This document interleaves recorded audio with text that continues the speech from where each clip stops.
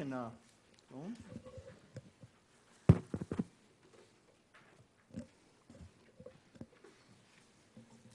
I'd like to call the meeting to order. This is the School District of Waukesha full Board of Education meeting on November 12th, 2014. Please join me for the Pledge of Allegiance. Pledge allegiance to the flag of the United States of America and to the republic for which it stands, one nation, under God, indivisible, with liberty and justice for all. So will you please call the roll? William Baumgart. Here. Barbara Brezink. Steve Edlin. Here. Ellen Langell. Here. Patricia Madden. Here. Patrick McCaffrey. Here. Kurt O'Brien. Here. Karen Reinacek. Joseph Como. Here. And so will you also verify that the meeting's been properly posted? Yes, it has. Okay, thank you. It's a day after Veterans Day, but I thought it would be appropriate to just thank those people who have served our country. It's one of the most important ways, or one of the best ways that you can serve our country. And we thank you for protecting our country and for all that you've done for us. We'll start off with bright lights this evening. Tonight we're going to have staff from Hawthorne STEM School talk about their partnership with the Park and Recreation Department and the Community Learning Center. Good evening. How's everyone doing this evening? Excellent.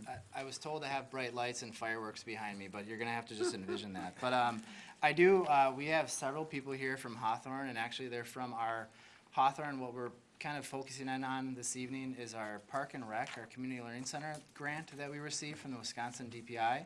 And so I have several individuals here that I want to come up because they're really the face of the program. They're the people who our students see in the morning at 7 o'clock in the morning, and they're also the people that our students and families see in the evening at 6 o'clock in the evening. So I'm going to have them come up and introduce themselves very quickly, and we're going to go through a quick presentation and highlight some of the pieces of our program for you this evening.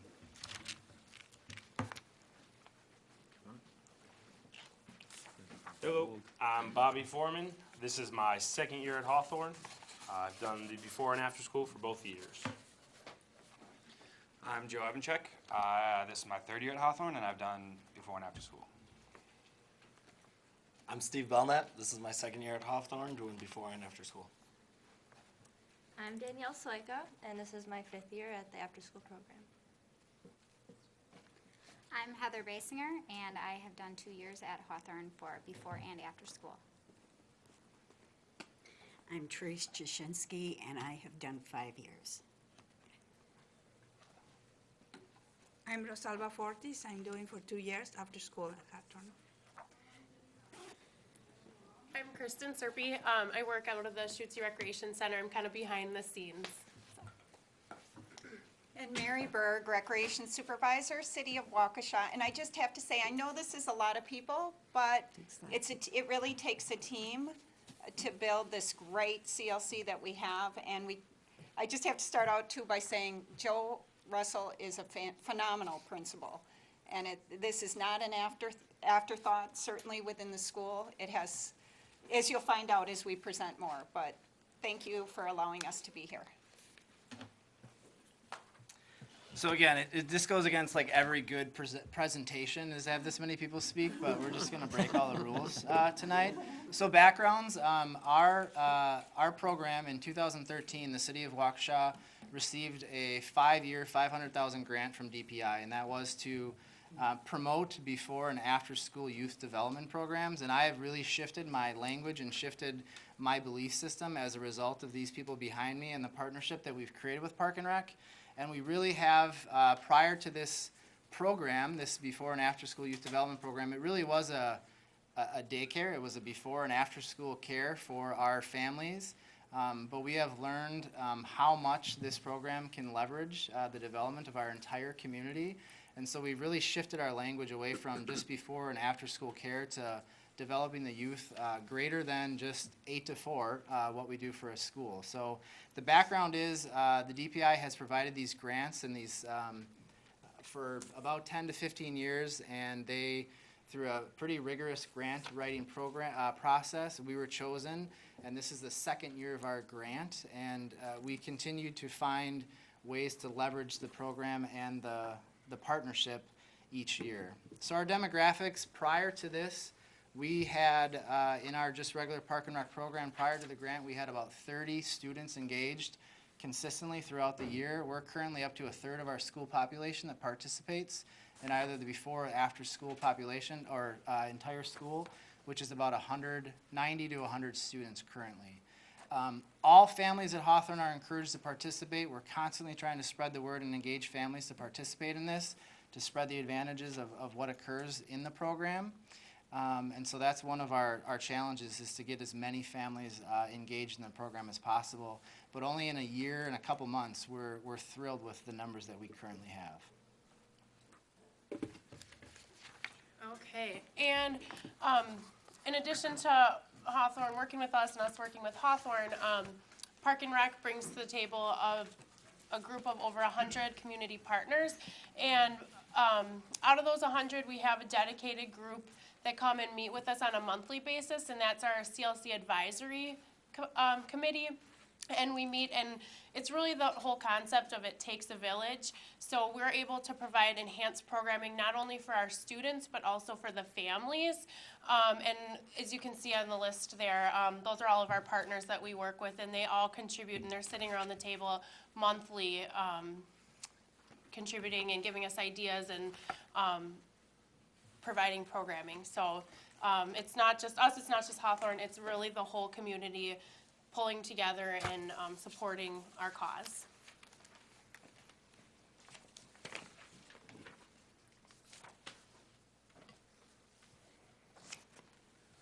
Alrighty, first up, we're going to talk about our before school program, which is a key component of what we do. We're the first people that the kids and the parents see in the morning. They come in there, drop the kids off. Right away, we get them going. Games, obviously the fitness piece of it. Games, they switch up. It's a different game every day of the week, every day of the month. Get them doing a lot of things, working in a team, competitive, working, so sportsmanship. So after the game, good game, and they're reflecting on the games. Also, we have a nutrition education piece of it. That's the UW extensions you saw on the other screen. They come in and talk to them about healthy eating, the way they should be eating, what they shouldn't. They also do send them home with recipes for the parents to make them a healthy snack, which is a good piece of that. And then literacy and math are kind of tied into one.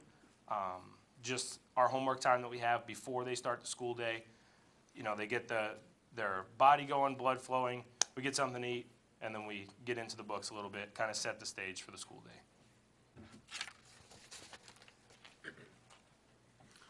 All right, as far as after school goes, we have 3 different rotations that are all equally 45 minutes long.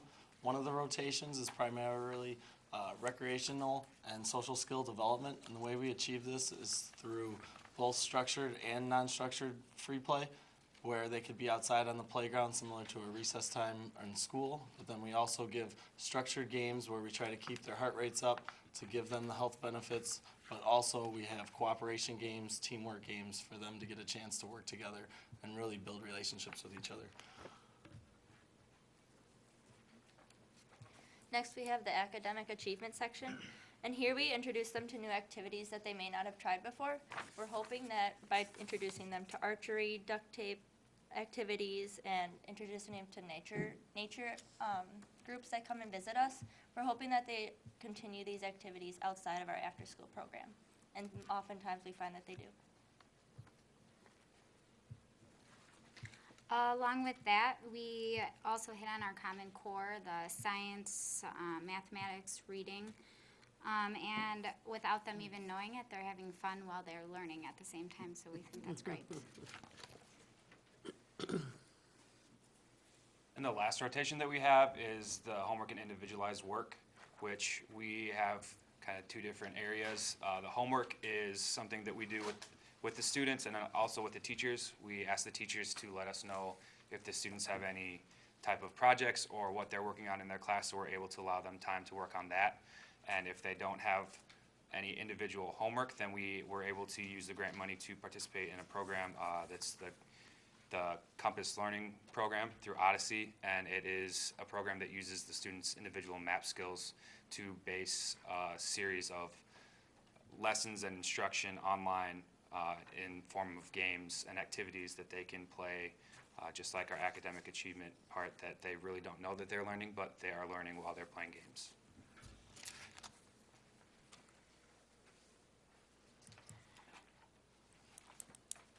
We only have about 40 more slides, so I'll do Social emotional strategies. I feel that this is probably one of the most important components of our program. Our instructors over here on a weekly basis sit down and evaluate their groups as to how each child is operating when it comes to self-esteem, perseverance, organization, and I'm forgetting, what's the other one? There's 4. Social skills, okay. The reason that I feel that this is so important is that many times, not only the child, but I think we also see it in terms of the families, they come with not a very good self-esteem or self-image. And you need to have some of that in order to be able to perform academic work. If you have no confidence in what you do, and these individuals spend a lot of time helping these children to believe. And the same is true in terms of the families, because many times the families will come in and say, what did they do wrong today? But what we try to promote is a more positive way of looking at what your child did. They're not used to hearing something good. They're used to hearing something the other way around. And so anyway, what we in essence are doing is giving those kids, those families, tools to use, hopefully in terms of the future, so that they can continue to succeed. Because when you see a family that's got it, you know, they grow. And then they begin to tell other families about what's going on at Hawthorne. Okay, so from an academic performance, we use MAP test scores to evaluate our academic performance. And 69% of CLC students met or exceeded their growth target. And CLC participants outperformed non-participants by 6% in math. And they outperformed non-participants by 14% in reading, with 68% of the CLC students meeting or exceeding their growth target scores. So we thought that was excellent for the first year. And we're looking forward to more growth in year 2. And just to piggyback off of that, it's no wonder when you provide up to 20 additional hours of intentional teaching time and learning time. So we're not surprised by those results, but at the same time, we want to continue to build on that. So in addition to the social emotional evaluation, we also do parent evaluation, and this is just a kind of a quality control for us. And then also to engage the parents too and have some buy-in in our program. So as you can see by the statistics, so by the end of the first year, 75% of the parents felt that their child's academic performance improved, which is a good number, and we'd like to see that go up. Obviously, that's their perception data. So the 95% of the parents felt that their child had friends in the program, which is really important because we want all of the kids in our program to feel like they have a sense of belonging and they're part of a community. And then 100% of our parents were aware of the programs available for their child and family. And that's so important because we take this holistic approach of trying to provide programs for the families too. So we want them to be aware of everything we're offering, and that's offered through the partners I was talking about earlier. So for example, we have a Stop Bullying Behavior program and a Kids Managing Anger program through Parents Place, and they come in. That's just one example, but they're aware of those opportunities available to them. So. And then again, this quote kind of sums up everything that we that we've done and feel, but there's no power for change greater than a community discovering what it cares about. And so just want to say thank you so much to all of our wonderful instructors, and Hawthorne and Joe and the school board for supporting what we do. So thank you so much. Do board members have any questions? Dr. Langell? Hi, thank you all. I mean, this is just phenomenal. And I feel, so strongly about this, but I guess with that goes some worry because you're talking about 15, 16, 17, I mean, then it's over. So is there a thought right now as to how funding can be continued beyond that? Because a program that's this good and this successful and is helping our kids this much, you don't want to see it die. Just, 5 years is great, but, and then also, just to Todd, but for some of our other schools that could well use this, do we have other avenues we might be approaching to get this in other schools? So it's sort of two questions there. Yeah, okay.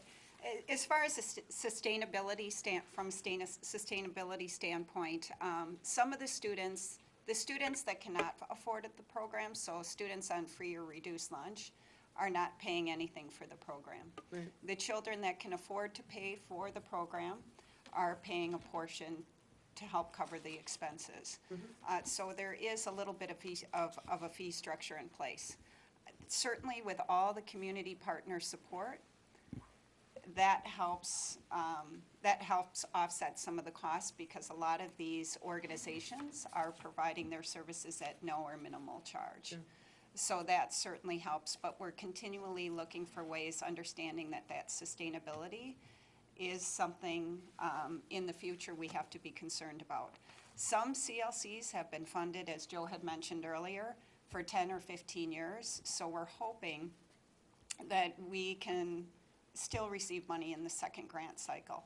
And in the meantime, as we meet with community partners, sustainability is something we're looking at. So it's an excellent question, and it's something we're certainly concerned about as well, but we're hopefully taking steps to Right? help continue to fund the program Yeah, thank you. for I many, hope many so. years. Many, many years.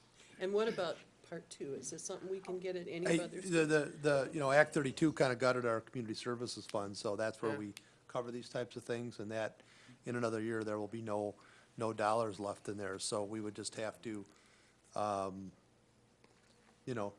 cut something somewhere else in order to put this into place, either at Hawthorne or other schools. I also want to say too, this past year, Banting Elementary School also partnered with Park and Rec, so they're in their first year of their grant at receiving the CLC, as well as I believe Blair, their fiscal agent, their partners through La Casa, I believe. And so there are some schools in the district currently that are continuing to try to find these opportunities and through these grant opportunities. And they're there and they exist and there's lots of money there for that. So we were fortunate that we had a partnership already existed with Park and Rec, and what we were seeing is we had families that were coming in and finances and money and certain barriers or certain things were getting in the way as barriers, and this was an opportunity to kind of diminish some of those barriers. Mrs. Brusink? Thank you. I have a couple of questions. Is this wonderful program, is it unique to Hawthorne the way it is here? Yes, It is? yes, sorry, yes. Okay. And how many students participate? 99, between 90 to 95, And how many students are at Hawthorne? 300. 300. Well, you wouldn't be able to handle the whole school if they decided to stay, would you? We would find a way. You would find a way. Absolutely. And I think we're that is one of the things that we continue to try to evaluate. I mean, they're constantly saying, can we go here?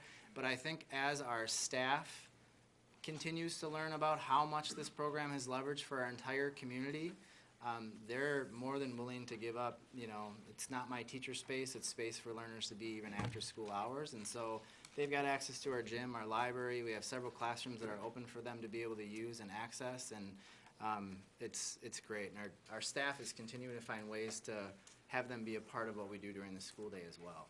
Well, it's so rich, in everything, social, emotional, physical, academics. My goodness, those 90 kids are blessed to be a part of a program like this. I believe so, and I just wanted to speak to the uniqueness as well. Yes, Because yes. we are in, we have after-school at 7 sites.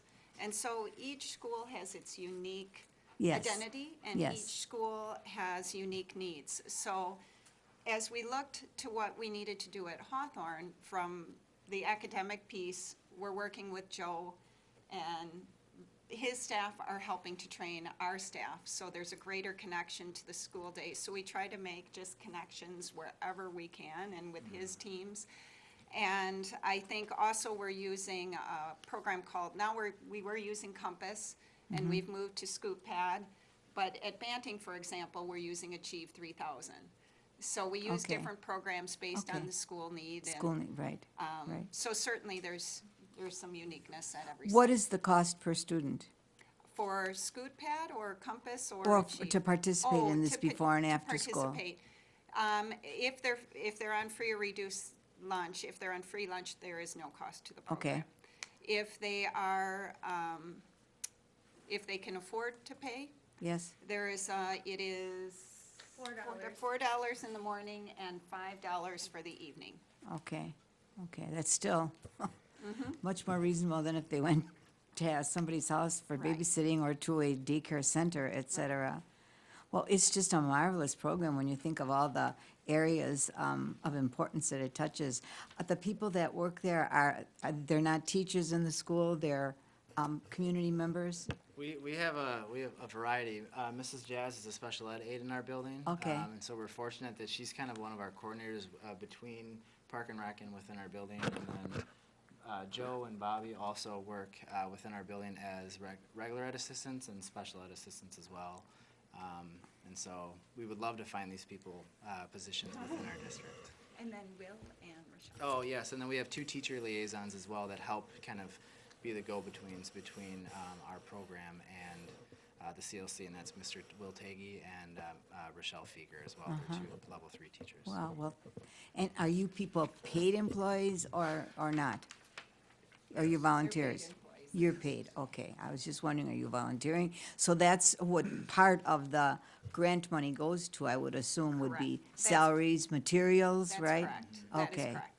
And I just have to say, with our after-school program and our before-school program, the consistency of these folks that are here, that really adds to the benefits for the child and the families, and seeing their faces every day. Sure, And we're proud to say that when they stood up and they said how many years they were providing before and after-school care for Hawthorne, really has an impact. sure. So, just Now, their did you, as consistency. a rec department, write for the grant, or did Hawthorne write for the grant? Together. Yeah. It was a joint effort Okay. together. Wonderful. It's just a phenomenal program. Way to go. Mr. Bungart? A couple logistical questions, Joe. I didn't catch, when does the day start, time clockwise, and when, how does the clock fit into this? 7 o'clock in the morning is when we provide the morning, and then at the evening until 6 p.m.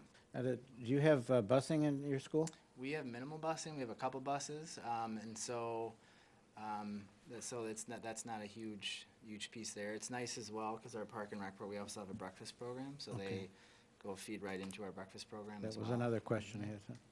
Thank you. All right, well, thank you for the presentation tonight, and we wish you luck moving forward.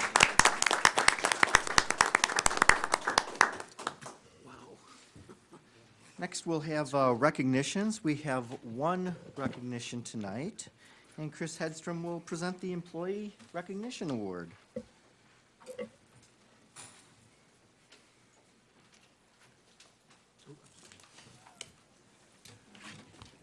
Good afternoon. The Employee Recognition Award for November 2014 is being presented this evening to Alyssa Walls. Alyssa, please join me at the podium. Alyssa started with the School District of Waukesha in 2003, and she is a special education teacher at Prairie Elementary School. Throughout her years, she has worked with many of our students with the most significant behavior needs, and this year is no exception. She takes whatever is asked of her in stride. She is a total team player and has kids' best interests in mind with all of the decisions she makes. She always has a positive attitude and is humble about her successes with students. She builds strong relationships with students and parents. During IEP meetings, Alyssa's calm and comfortable manner immediately puts parents at ease. She is a good listener and works with parents to find mutually satisfactory solutions that benefit students. She collaborates with classroom teachers, special ed colleagues, and other important people in a student's life in order to best support the student. She is constantly seeking new ideas and strategies to increase students' independence, academic, and social skills. She was the first teacher at Prairie to introduce a new social skills program to students in order to help them identify their feelings and develop skills to help them increase peer relationships. As a result of Alyssa's work, students have been able to increase their school-appropriate behaviors and participate more fully in the general education classroom with their peers. Alyssa was an early adopter of iPad technology. She eagerly joined Prairie's Vanguard team to support the implementation of Waukesha One. She regularly provides students opportunities to create content and use apps to support learning. She has become proficient in using technology for everything from helping students calm their emotions to creating their own online books.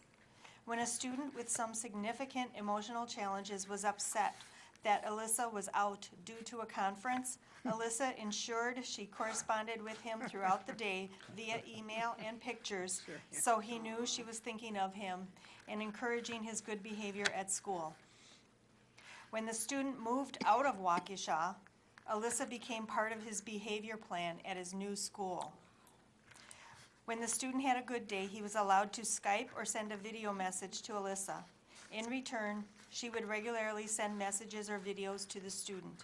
This kind of dedication to students is just one example of the impact Alyssa has had on Prairie students. On behalf of the School District of Waukesha, I would like to congratulate Alyssa Walls on being selected to receive the Waukesha School District Employee Recognition Award. Congratulations.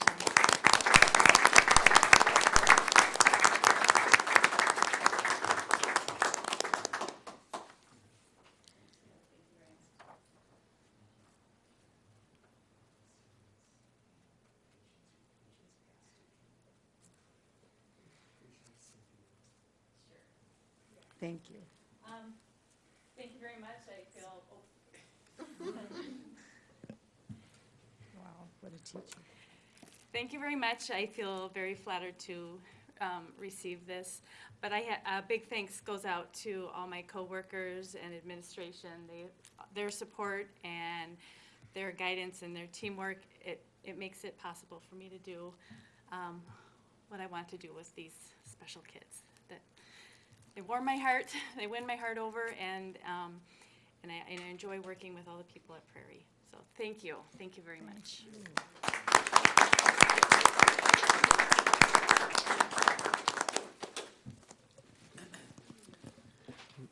One of the things that, I don't know if I heard this one word, an adjective that I was maybe looking for, or a characteristic maybe.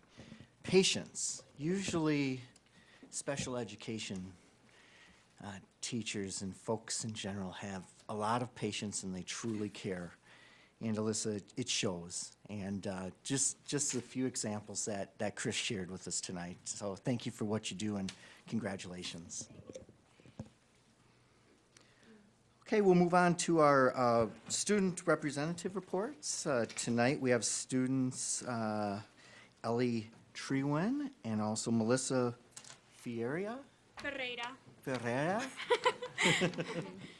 Here to tell us what's going on at South. Welcome, girls. Yes, hello. Thank you for having us. Like you said, my name is Ellie Trewin. I'm a senior at Waukesha South. I'm a varsity tennis player and softball player. I'm the PR representative on student council, and I'm also part of the mentor program at Waukesha South. I am Melissa Ferreira. I am also a senior, and I'm her co-chair for student council. As well as her co-chair, I'm a class treasurer, drum major of the Waukesha South Marching Black Shirts, and a Tommy Award-winning makeup head at the drama department. As said, I would like to invite you guys to the opening night at South tomorrow at 6:30 at South, and it would be $10. Our play is about the governess and Sullivan for Helen Keller. It's a very emotional and kind of funny play, so I would like you guys to be there. So going along with that, that's one of our many outside activities at South that a lot of our kids participate in. Also, sports are really big at South, and we're happy to announce that 5 of our fall teams, both the girls and boys volleyball team, the girls tennis team, the boys cross country team, and the football team all received the Sportsmanship Award. So that's the first time in the Classic 8 Conference that many teams have received that award in the one season. So that was a big accomplishment for us, and we're really proud of that. Also, going along with the mentor program that I'm in, this August we had our annual Freshman First Day. So it's when we bring all of our freshmen in and we kind of show them around South, let them know what their next 4 years are going to be like. And the mentor program, it's kind of a new thing that we've done. This is the 3rd year. And this is my 2nd year on it, and it's really cool program. Our ceramics teacher, Miss Olson, is heading it, and she's really passionate about making sure that everyone in South feels really welcome. And so she gets the best kids that she can find, and she gets us all together, and we organize a fun day for all the freshmen. And so that was a really cool event that I think everyone enjoyed this year. This Saturday, South's One Act performance at CMH for the first time in 4 years. The One Act will qualify for state. So next Friday, they will perform at Verbal University at La Crosse, and it is a thrill and a huge honor to be qualified at state. Yes. So inside the school, but outside of the classroom, we're also doing a lot with the mentor program with the iPads. So we have a committee through the mentor program that this summer they learned all kind of the quirks and things about iPads that now that they're able to tell other students about and help them learn what the iPads are and learn how they can use them for good purposes and what that's all about. So that's been a really cool thing that we've offered to our students, and I think that a lot of kids use what we offer through the mentor program about iPads and make it help their experience at South with the iPads. Especially for me, since I'm in the mentor program, I will wake up with new apps in my iPad, and obviously I will search through them, how do you do this? And it's really lovely that the mentor program wears their t-shirts. I don't know how often, but they always wear the t-shirts, and I know who's in the mentor program, and I know who to come if I have a difficulty or a question about iPads. In class, going along with the iPads, we've also noticed a lot of more collaboration. So not only do we use our iPads with this collaboration, but we're able to access Blackboard more easily so that we can get on to certain assignments that our teachers post through Blackboard, or if you forget your book, all the teachers upload our textbooks onto Blackboard. So if you forget something, it's really easy to just pick up your Blackboard, get that, and you can participate just as easy. So going along with the collaboration that we've noticed a lot more in our, we're both in AP English 12, and we've been doing group projects a lot more this year, and especially right now we're doing literary terms, and we're doing group projects to kind of help our class know what these literary terms are, so we've noticed that a lot. We've also done skits. So our teacher would give us a group, and he's like, our recent one was Gothic literature. So we had to write a 1-minute skit about Gothic literature, and we had to perform it in front of the whole class. And it's a lot of fun, especially when you learn and have fun at the same time. So going along with the collaboration, we've also noticed a lot more project-based learning this year. In one of my business classes, we're actually participating in the Verizon App Challenge. So you you get in a group, and we came up with an app concept. So we put a whole proposal together and a video explaining our app, and then at the end of this week we're actually going to be finishing up our proposals and our videos and sending them in. So that's been a lot of fun. We've been working on that since about the beginning of October. So that was a big project, and all of the groups are really excited to submit their final project. In AP Gov, our teacher gave us a court case to work on in groups, and we have an opposing team and the recipient, I believe, and we perform in our class, and we have a jury and the two teams, and they basically debate about it, and the jury asks questions and picks who the winner is or who won the court case, and it's pretty fun and engaging knowing how the jury works in our United States. Yeah. We've also noticed a lot more flexible learning. So in a pre-college math class, which is a senior class, the kids are using Blackboard and all the information that the teacher puts on there. They're using all that to do the lessons at their own pace. So they don't have to come into class, listen to a lecture, do the homework, the same thing repetitively. They come into class every day. They get work time with groups or individual work, depending on what the teacher wants to do. And they do the lesson at their own pace. So I think that's something that's really cool and a lot of students are liking this year, especially in a subject like math, where sometimes it's nice to be able to not just listen to a lecture, but work with your fellow classmates to figure out the problems. So that's been really nice. Going on with that, with the math, individually, I know I'm an AP Calc, and some work slower at a slower pace, and others work at a faster pace. And what I like about this year is that teachers put homework assignments and notes. So it is very helpful when you miss a school day. You can just go on Blackboard, go to their class, and you can see what notes we took and what our homework assignment is. And you can go right ahead or the day before, and it's very easy to access and learn that way. So as a senior at Waukesha South, I think that South has been like the greatest years of my life so far, and it's offered me nothing but great opportunities, and the staff and everyone that I've met has been nothing but great. So I really appreciate everything that you guys are doing for our school district and South specifically. It's really impacted my high school career and my education, so thank you for that. I agree. Dr. Langell. Thank you both. Great job. And I want to just say it, and I know many, in fact, I think almost all of us were at the Celebration of Excellence a week ago. You can be so proud of your orchestra and that drum line. Oh, yes. Oh, my God, you're great. So just to mention those two things. And then I just like to ask, so I will, and if you don't want to answer, I understand. But what are your plans? You're both seniors, so Yes. do you know what you want to do, or where you're going next year, or do you? I have a few college in mind, but I would like to major in either OBGYN or marine biologist. Two different majors, but I do enjoy helping others and being patient and always learning. Great. I'm looking really deeply into Marquette University for next year. I would like to major in public relations and entrepreneurship too, so the double major, and hopefully someday I would like to open up my own business. Wow. So, good luck. Yeah, thank you. Mrs. Reinacek. Thank you. So Ellie is our neighbor, and it's good to see you. Yes, good to see you too. So proud of you. I saw the play this morning. It was wonderful, and our daughter's in it, and I went selfishly to see her, and I'm like, I can't stay long. I've got so many things to do, and then she was right in the beginning. She was one of the blind girls at the school, and then I had to stay to the end because I had to see the end. It was so good. So there was a bunch of middle school kids there, and I'm not sure what schools they were from, Todd, but and then your mentor program. So she's a freshman this year, our first time having a high schooler, and she came home from that freshman day and she said, how can I be a mentor? How can I do that? So thank you for doing that. And you guys do have so many activities at school, so many things you can do. I miss our daughter because we don't see her because she wants to be in so many things.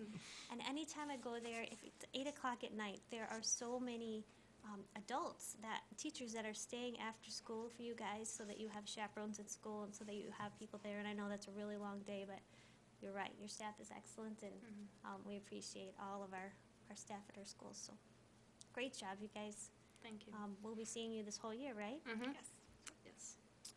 Anybody else? Mrs. Brezink? Yes. I'm just so proud of all the wonderful and various things that are going on at South High School, and I agree, you're getting such a wonderful experience, and I love to go to South. It feels good when I'm there, and it's because there's a lot of school spirit and people feel good about what they're doing. So thank you for emphasizing that tonight. It's a great school, and be so proud of South and take the message back that certainly our board is very proud of what's going on there, and so keep it up. Thank you. Thank you. All right, thank you, ladies, for your report, and we'll see you next time. Yes. We'll move on to a time where we listen to our citizens speak. As it has been past practice, each individual will be limited to 3 minutes of time to speak in order for us to hear from our community. And then Mrs. Brezink will be signaling our speakers at 2.5 minutes in order to allow them to wrap up their comments. We expect all speakers to honor our time limit, refrain from using any inappropriate language in any manner, and be respectful in their comments. Speakers who do not meet these expectations may be prohibited from speaking at future Board of Education meetings. We also expect that the audience will be respectful of the speaker and of the Board of Education and refrain from responding with verbal comments, cheering, applause, or other behavior that will detract from the meeting. Also, in order to respect our speakers and meeting participants, please silence your phones at this time. We do have 5 speakers that have signed up tonight. And our first speaker is Brian Andringa. And on deck is Sue Baker. We'll keep things positive. I don't have any fireworks. Things, and I'm not going to say waves, Mr. O'Brien.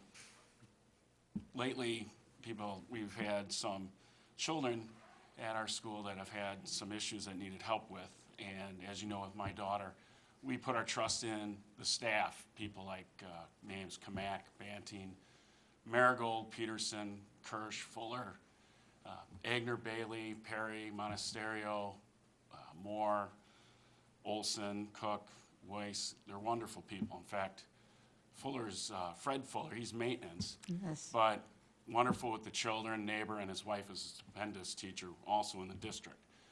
So when a parent came to me to tell me that she was very concerned about her child, that twice she had tested out of trying to get into IEP.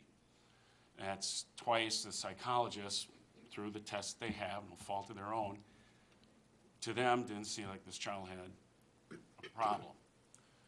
So I had suggested, look, I believe in these people.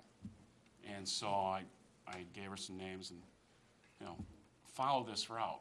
Because in the names I just gave you, the staff that we've employed for many years here, it's probably about 300 years of experience. They see things. Well, so happens that I believe a couple of these teachers noticed something. And without saying words like diagnosis or anything like that, they made some suggestions. The parents followed up on this, and it turned out that there was a proper diagnosis to do with her eyesight. And a number of the things that were listed, the mother was just like, oh my God, that's my child. So everything's looking very positive, and it's because of the staff at our school that district itself could probably save thousands of dollars down the road because of just what was happening with this child. And the cost of the family, the savings there, you can't measure that.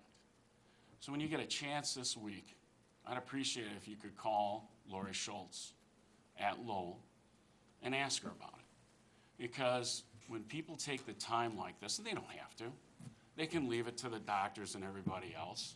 If this child wasn't supposed to be on the IEP, they don't have to do that. They don't have to stick their necks out. But I like to think that teachers in our district, and I know there are many at a lot of the schools, we saw them tonight. You gave an award to one tonight. It's wonderful to see. When I go in and I ask the special needs teachers, you guys need anything? Nope, we're good.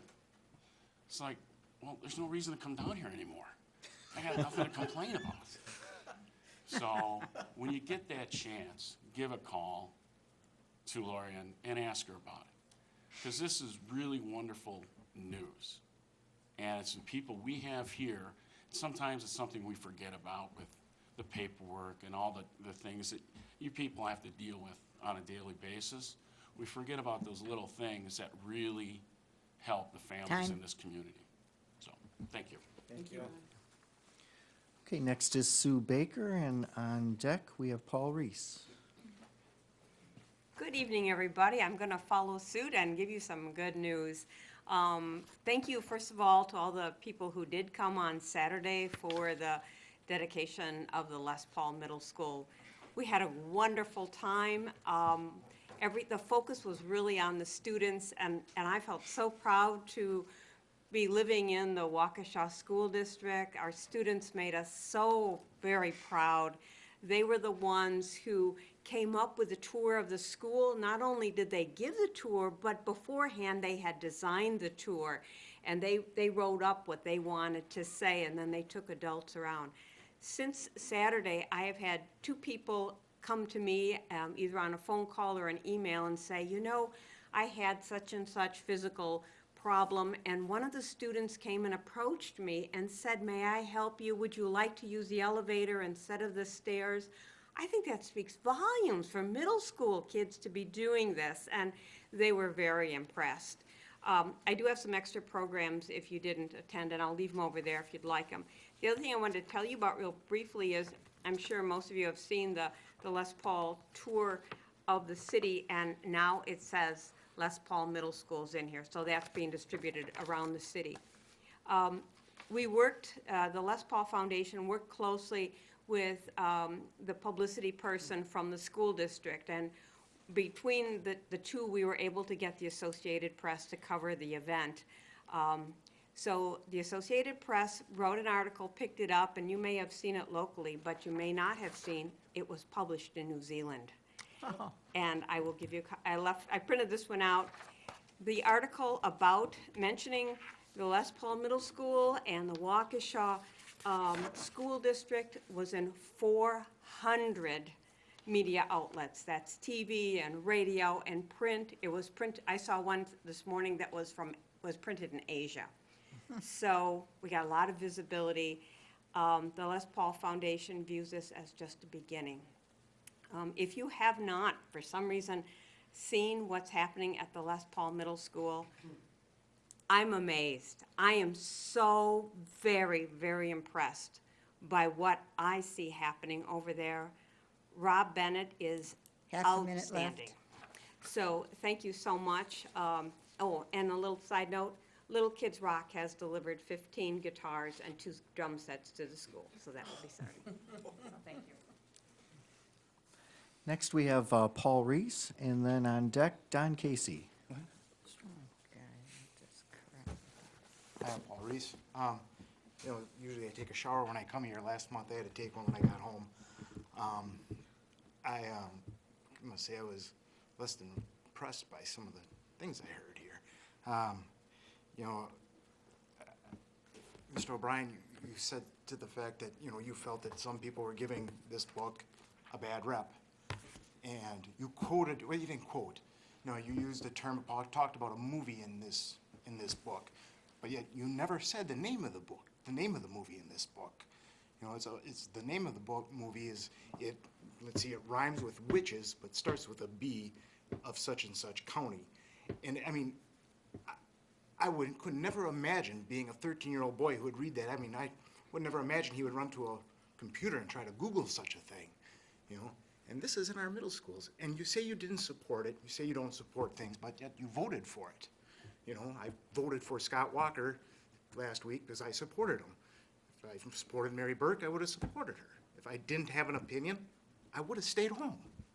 You know? So to say I didn't support it and vote for it is, I listened to your debate again tonight, what you talked about, and it sure seemed like you spent a lot of time looking for things to vote for. Dr. Langell, you talked a lot about censoring things. You didn't use ban, you didn't use really the word ban, you used the word censor a lot. You know, we censor the internet here at our schools, and yet we wouldn't take the censors off our internets. That would be insane. I mean, it just would be, and yet we can't censor things that are just highly inappropriate for children. I mean, my daughter, I wouldn't want her to see this. And to say that I have to go through everything that she does. I have a full-time job too. I have to go through her science, her history, or what's being taught in history, or what's not being taught in history, and her English, and everything else. I have to spend all this time doing this. Or, like I said, Scott Walker was elected, and I do not think in 4 years from now, education is going to look anything like it does today.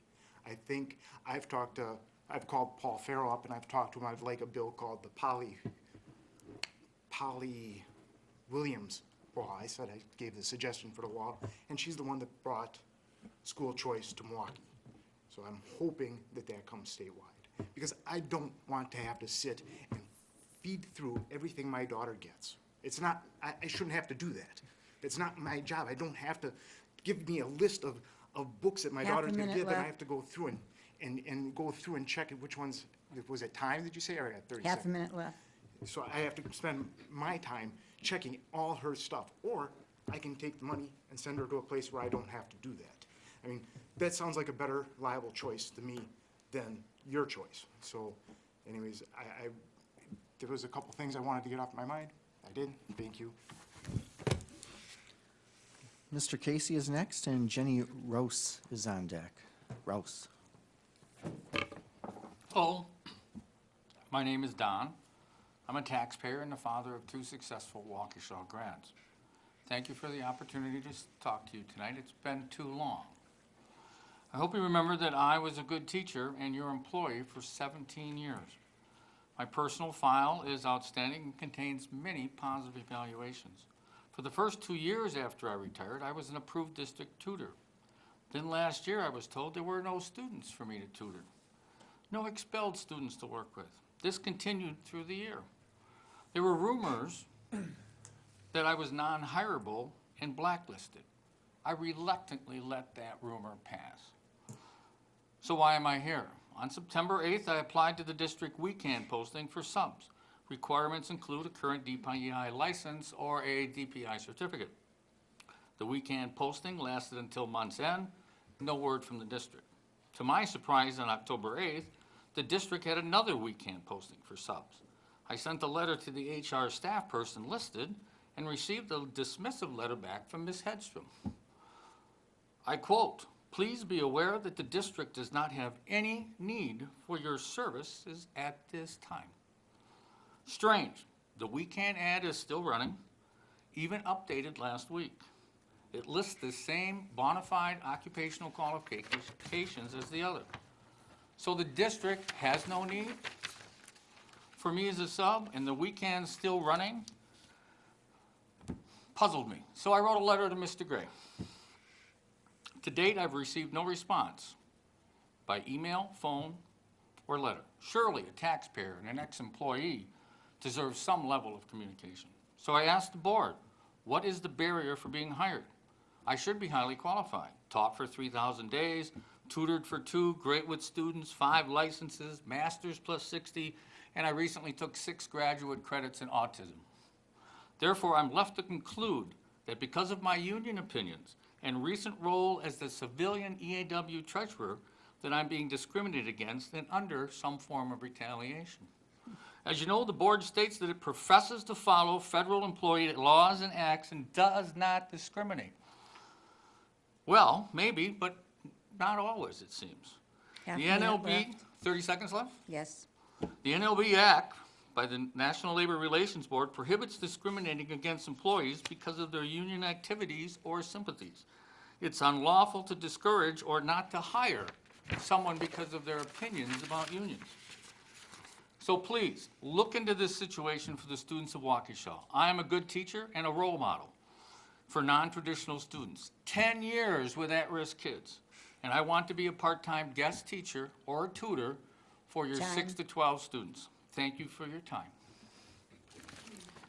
I'll leave copies of my letter to Mr. Gray with Ms. Hedrick. And Jenny Rose.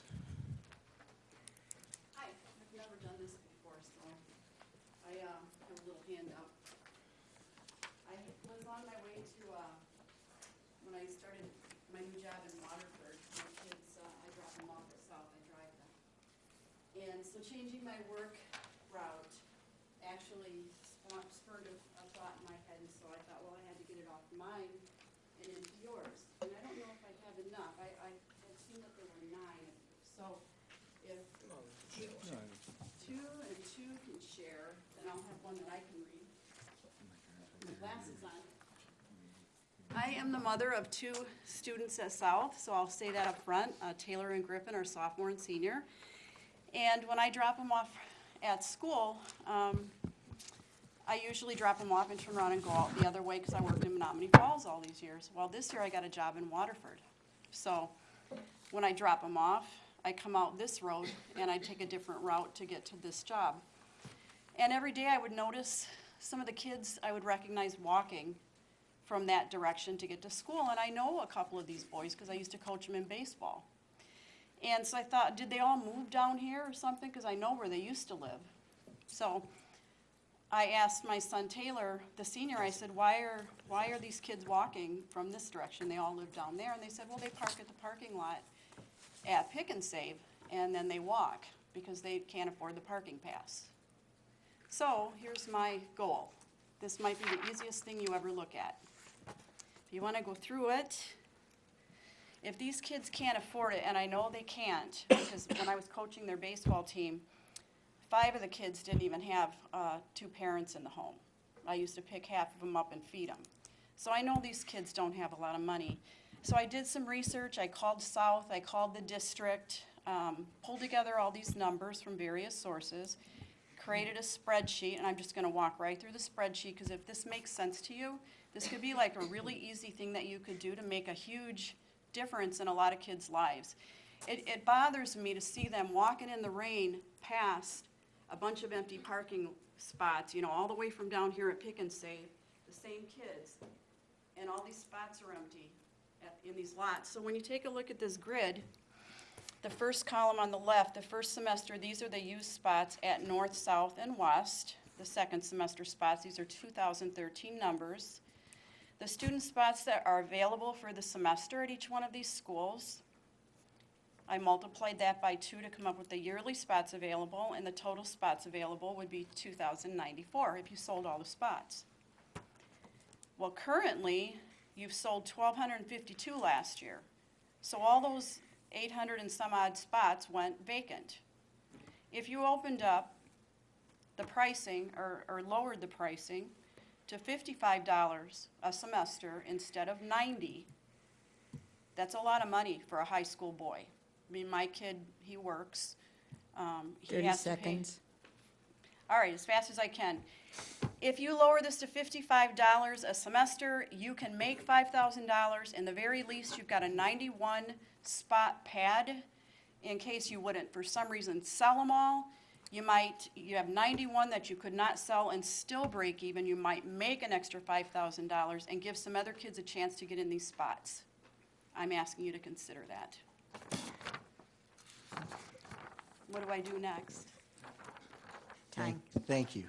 How do I We- follow up? The process here is we listen to the citizens. We do not interact during this time, but our comments we take into consideration for debate. And in this particular case, we look at setting our fees through F&F in the spring. So if you would like, though, to follow up with any board member, you can, calling and emailing. But we got your message. Okay, and so I'll give you your copy.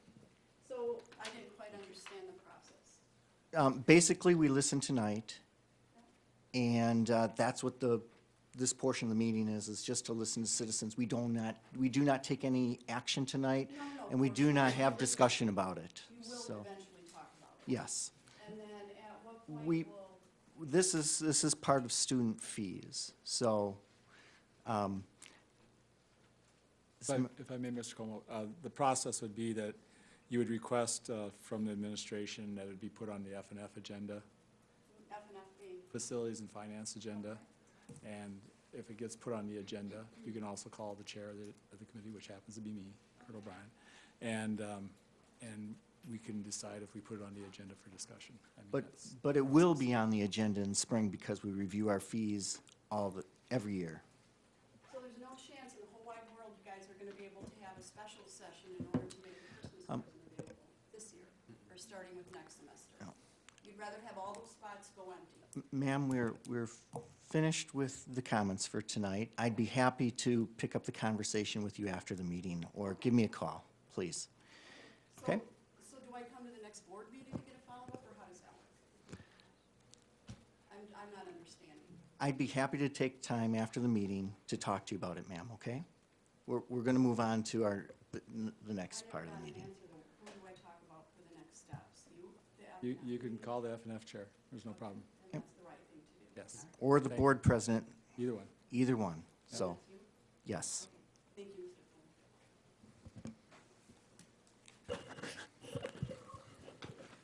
Fuller. Okay, moving on to our minute approval. We do have minutes, actually, take a step back. Are there any other speakers that didn't sign up this evening that would like to present? Okay, now we'll move on to our minute approval. There are two minutes that we need to take a look at. October 8th, 2014, regular board meeting minutes, and October 28th, 2014, we had a special board meeting minutes. This time I'd be looking for a motion. So moved. Moved by Mrs. Brusink, second by Mr. Baumgart. Any discussion? Okay, Sue, will you please take the roll call vote? Barbara Brusink. Aye. William Baumgart. Aye. Patrick McCaffrey. Aye. Karen Reinacek. Aye. Kurt O'Brien. Aye. Ellen Langell. Aye. Steve Edlin. Aye. Patricia Madden. Joseph Como. Aye. Passes 9-0, Sue. We'll move on to our communications tonight. Mr. Gray, did we have any communications? Yes, I have two letters from Tony Evers, State Superintendent, congratulating both Greg Redner of North High and Dan Duffy of West High for their high places in the recent Wisconsin State Music Association marching band competition. Both schools did very well. All right, and then also Barbara Brusink, do you have a report on Waukesha Education Foundation? Yes, we were very, very excited with how well the Celebration of Excellence went. The students from our district that participated and shared their projects, and the teachers that shared their projects were outstanding. Great learning experiences, and the committee worked extremely hard to make this a very, very meaningful affair. We're going to work on a higher attendance in the future, but it was very successful. Thank you, Mrs. Brusink. Moving on, we have our Safety Committee report given by Mr. Baumgart. Okay. Safety Committee met this morning. We reviewed the accident reports for students and employees. Afterwards, there was considerable discussion over the employee injuries resulting from interaction with students. Actually, over 75% of the injuries this month reported were in this case. It was felt that it may be time to address this issue, as there is a real concern over the employees' rights and responsibilities in this area, and the question of are we possibly ignoring their right to a safe work environment. It's merely a recommendation that this be looked at more closely, because it seems to be serious. Another item, the district has been making a positive effort to be sure that we are meeting the requirements for our fire and safety drills, and the fire department is currently inspecting our schools as part of a scheduled procedure. And lastly, aside from this morning's meeting, members of the Safety Committee, along with Joel Cook over back here and some of his staff, representatives from the police, fire, and sheriff's departments, are finalizing the crisis response plan, and the plans are to have that done by January. So, and Joe's got a lot of work, and he's done a good job with it. Can I? Yes. I hate to raise this, but I am here, so.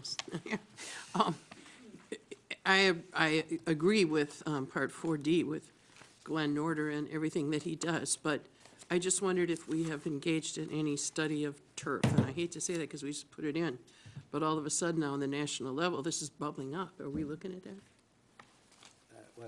Injury reports, or? Oh, yeah, artificial turf is now under a lot of scrutiny nationally.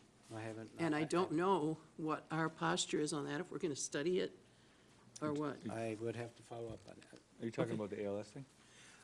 Not so much ALS, but apparently carcinogen. has been a big thing bubbling up. Has anybody else read about that, or am I? Yeah, I've read about it, but I've Yeah. heard about the ALS.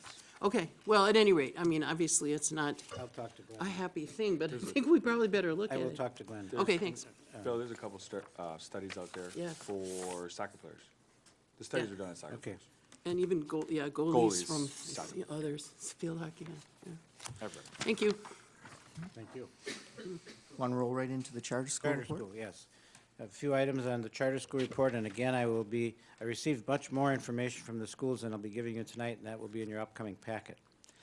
From Harvey Phillip, the thing I thought worth sharing with you is that they have participated in 2 college tours, and several of the students are working in the Money Coach program where they are learning and applying personal finance skills. Achieve, pleased to report that we have near to 100% test participation rate for both our WKCE test and the new ACT Aspire test. Considering the logistics involved to canvass the state for both these tests and the IT requirements for the ACT Aspire tests, we are quite, that's a mouthful. We are quite pleased, we as Rick, of course, very pleased that we pulled this off for the ACT Aspire test. And I think this is worth noting. He partnered with 2 of the other virtual schools in the state to share staff for the proctoring across the state so that the kids could be properly proctored. But he partnered with 2 other virtual schools to do that. Thank you for bearing with my tongue here. Flight Academy. Jeff Allen and Krista Crowder traveled to the INACOL, that is the International Association for K-12 Online Learning Conference, to do a presentation with Jim Rickabow of the CISA 1 on the Flight Academy. There were approximately 3,000 people in attendance from all over the world. It was amazing to be able to promote the Flight Academy and the School District of Waukesha on a national level. I think that's wonderful to hear that, and of course, we're not that surprised. WIPA and Health Academy, Engineering and Health Academy, these 2 academies are working currently on establishing a sound committee system and the corresponding bylaws to operate. Boy, there's bad grammar coming up here. Uh-oh, I won't say anything. I'll adjust it. The bylaws they will use to operate. And the STEM Academy, at the governance board meeting last night, we also spent considerable time discussing the enhancing of the use of the committee structure. They're very interested in the way we operate because they would like to adapt more of that plan to get things done at a committee level rather than constantly having full governance board meetings. STEM also reports that they have the recent MAP results showed a very solid performance in mathematics, and the literacy results that will become forthcoming in the next week or so, and the rest of the information will be included in your packets. Okay. That's it. Thank you, Bill. Any questions for Bill? Mr. Edlin? Thank you. I just had one question. Maybe this is better directed at Mr. Crone, but is Hawthorne curriculum, or is it methodology, might be a better word, trying to emulate what goes on at Randall in STEM? Yeah.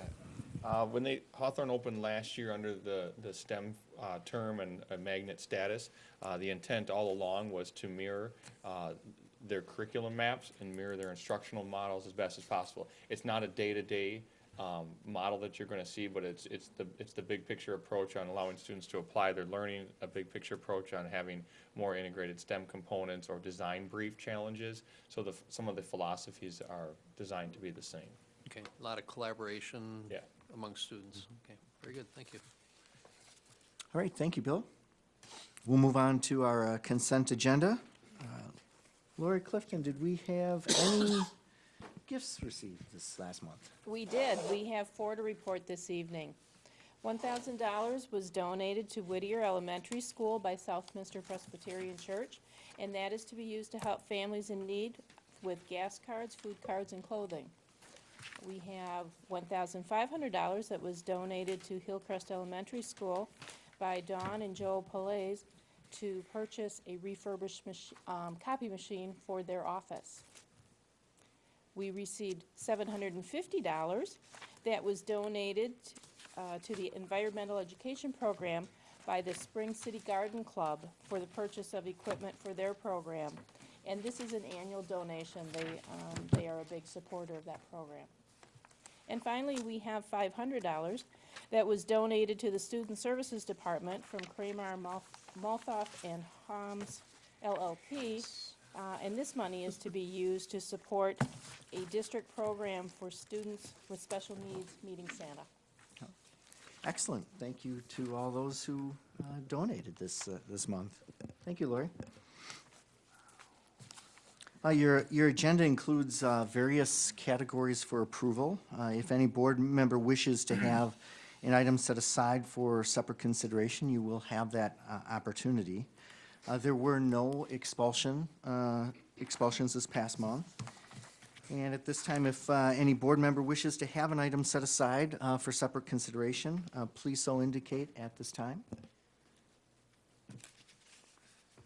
Okay, hearing none.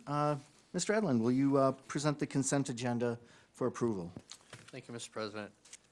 Earlier this evening, the Human Resources Committee approved of 1 retirement and 5 new or modified contracts. The information was provided in your packet. Mr. President, I move that the consent agenda be approved as presented. Is there a second to that? Second. Second by Mrs. Langell. Any discussion? Sue, will you take the vote? Steve Edlin. Aye. Karen Reinacek. Aye. Barbara Brusink. Aye. Patrick McCaffrey. Aye. Patricia Madden. Aye. William Baumgart. Aye. Kurt O'Brien. Aye. Ellen Langell. Aye. Joseph Como. Aye. Motion passes 9-0, Sue. Moving on to the superintendent's report. Mr. Gray. Great. Speaking of plays, last week I was able to attend both North High and West High's plays on different evenings, and they're fantastic. And if you want to see some different kind of talent that our students have, you need to attend one or more of those. Now, South is this weekend, so that's a great opportunity, but all 3 schools do a fantastic job, and it's always a highlight of my year when I get to attend one of those. West High football is 1 game away from state playoffs. They play Friday night at the Kettle Moraine Field, so it's nice and close. And I want to extend best wishes, good luck to the West football team. Tonight we'll be hopefully approving an $8 million bond issue, and as part of that bond issue, we got a credit rating. We received a AA rating, which I think it should be AA plus, but that's come a long ways in the last few years from a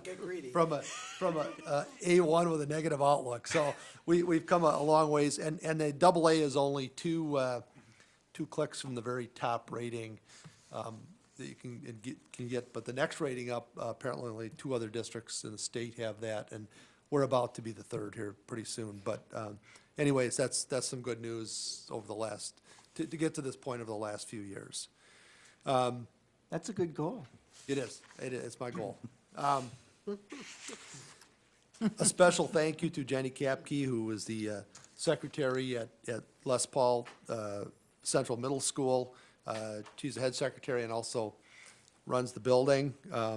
But thanks to her on the effort on the Les Paul event. She put a lot of time into getting things set to go, and anyone who was at that event knew that it went very, very well. So thanks, Jenny. Thanks, Rob, also. Rob Bennett put a lot of time in, but I know Jenny put a tremendous amount in. So, and she did a wonderful job with that.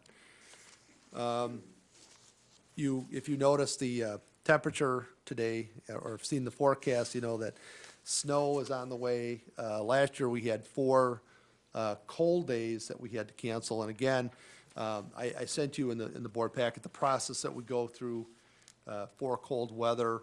And again, with Wisconsin, the weather at 4:30 in the morning and the forecast at 4:30 in the morning is never, ever the same as the forecast at 8 a.m. So we do the best we can, but again, I'll remind everyone that if parents think that it's too dangerous to send their kids to school, they can certainly keep those home, providing the weather really does warrant a dangerous situation. Or in the afternoon, if they need to pick them up early for safety purposes, we allow that as well.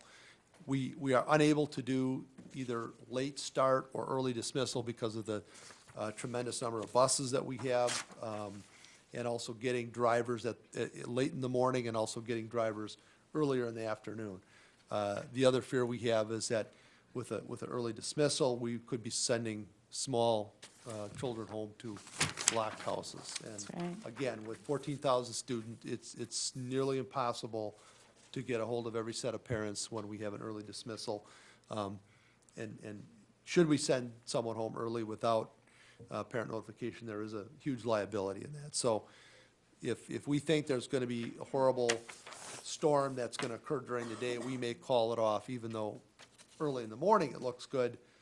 We expect bad weather later on, and we do not want to be in a situation where we're having to keep kids overnight or late into the evening before they get home. So the only problem with that, as you recall, 3 years ago, we used that theory, and the weather never changed from rain until about 10 p.m. that evening. So you have some bad calls there. And like I said, no matter what you do, 50% of the people are happy with it, 50% aren't. Yeah. So I do know, though, I have been informed by many, many students that 100% are happy when we call it out. So, and that's what we're here for. Without a doubt. Make them happy. I know. Gotta make them happy. Yeah, right. Secondary, Yeah. yeah. They often email me, they'll often email me the night before, help me with that decision. Now that everyone has email, they're very, very helpful. Use of our iPads. And finally, if anyone is planning to go to the WASB State Convention in Milwaukee, which is in mid-January, please let Sue know. She can register you and provide some of the information on that. You may have already received, if you get the WASB newsletter, you may have already seen the information on that, but Sue can handle the registration. And that's my report. Thank you, Mr. Gray. Mr. Bryan? Yes, not that I want to try to rewrite Mr. Gray's report for him, but we did get some challenges on academic decathlon issues that were addressed and Correct. handled. Right. And I noticed in the note that you handed out today that we got some bad talk radio press, which is not surprising. No, it did not.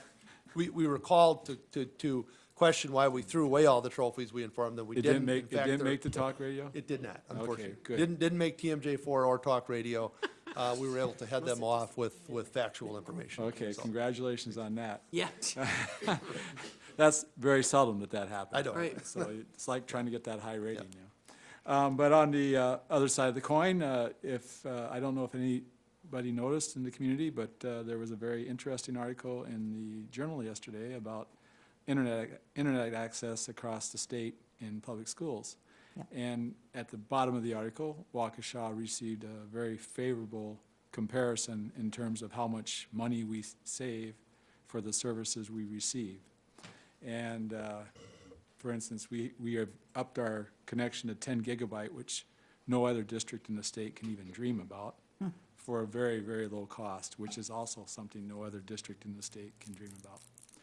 And I think it's important to note when we see these things in the paper that finally highlight something that we've done right over the years, that there's board members to thank for that years ago. And I think Mr. Baumgart was on the board at that time and supported this effort to create the resource that we have today. And I think that prior board, that's the type of foresight that we benefit from today. And our taxpayers benefit from today. I mean, we're saving over $120,000 a year versus what we'd be paying if we had made bad decisions 10 years ago. So, Hey, thank you, Mr. Bryan.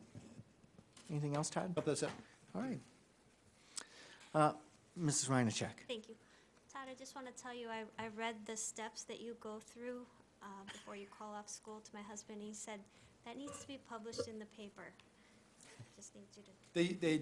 They do it once in a while. They'll put that in there, but usually we send that information out to parents so they know that I don't just roll out of bed and say, oh, it looks bad, we're calling it off, so. He enjoyed the comment Good. about the 3:45 walk around the house, like the. No, I got a picture in my head of like you in a robe, like out in drive. under the snow. Oh, it's Karen. Karen's out there in a No, robe and yeah, slippers. no, fully dressed and drive around the area. I mean, You're fully my dressed. big fear is if I didn't get dressed is to go into a ditch and then I'm not fully, that would not be good headlines. Yeah. Talk radio, too. Talk radio, yeah, talk radio. Well, the 10 steps that you go through, starting at 3:45 a.m. was very informative. Yes. Now we realize there isn't just this big red easy button sitting next to your bed, and you just hit that, so. He flips a coin and hits it or doesn't. That's right, that's right. Getting one for Thank- Christmas. Thank you, We're Mr. gonna Gray. get you one. We're going to move on to our committee reports this evening. We will start with our Finance and Facility Committee, and that'll be presented by its chair, Kurt O'Brien. Kurt? Thank you, Mr. Board President. Tonight, we have an action item or two to go through. The first action item is, in fact, the first and only action item, because everything else is an information item, is a resolution awarding the sale of $8 million of general obligation promissory notes, Series 2015. The district has solicited bids for the issuance of debt to fund our facilities projects, and Michelle Weiberg from PMA is here tonight to explain the process and share the bid results. Handouts have been provided at our desk of the final resolution and the sale summary. Michelle, thank you for coming and sharing what we hope is good news. It is good news. Good evening, everyone. And again, I hope you have this at your spot waiting for you. I'll go through this briefly, and then I'm happy to answer any questions that you might have. The first page just gives you a chart that shows all the bids that came in this morning. We took the bids at 10 a.m. And what you're looking at here are the results via the online bidding platform that we used called Muni Auction. And what Muni Auction does is it allows these bidders to improve their bid as many times as they'd like between when they first start bidding, which in this case, for a 10 a.m. bid, they start bidding at like 9:56 approximately. And they can keep improving their bid in an effort to get into first place. So it's almost like eBay, except they can't see the other bids. So they know they have to improve it, but they don't know by how much. So what we had today were 5 different bidders, and if we look at the second column from the right, bid number, those bidders submitted 15 different bids. So for example, Bosk had to submit 3 different bids just to stay in first place, to achieve first place and stay in first place. If a new bidder enters first place in the final 2 minutes of the auction, it is extended, and that happened twice for your sale this morning. So all that is showing us that there was high demand for the notes, the $8 million of notes in the marketplace today, again with 5 separate bidders submitting 15 different bids to achieve a total interest cost of about 1.75%. The winning bidder was required to pay all cost of issuance. So when we're looking at 1.75%, it's really an all-inclusive cost for the issue. So that's how the bidding itself worked. If we turn the page, we just have an overview of what the issue is. Again, these are general obligation promissory notes, Series 2015. The final par amount is $8 million to finance various energy efficiency projects using Act 32. Now, this debt is issued in Fund 38, which is under revenue limits, although you did complete all the steps necessary under Act 32 to levy for principal and interest payments on this debt outside of revenue limits on an annual basis. That is something you will discuss as a board each October and set the levy accordingly. The delivery date, or when these notes will close and funds available for the project, is January 5th, 2015. Principal payments will be made April 1st, 2015 through 2021, so it's approximately 7 years of payments. The notes will be non-callable, which is customary for a debt issue that is this short to maturity.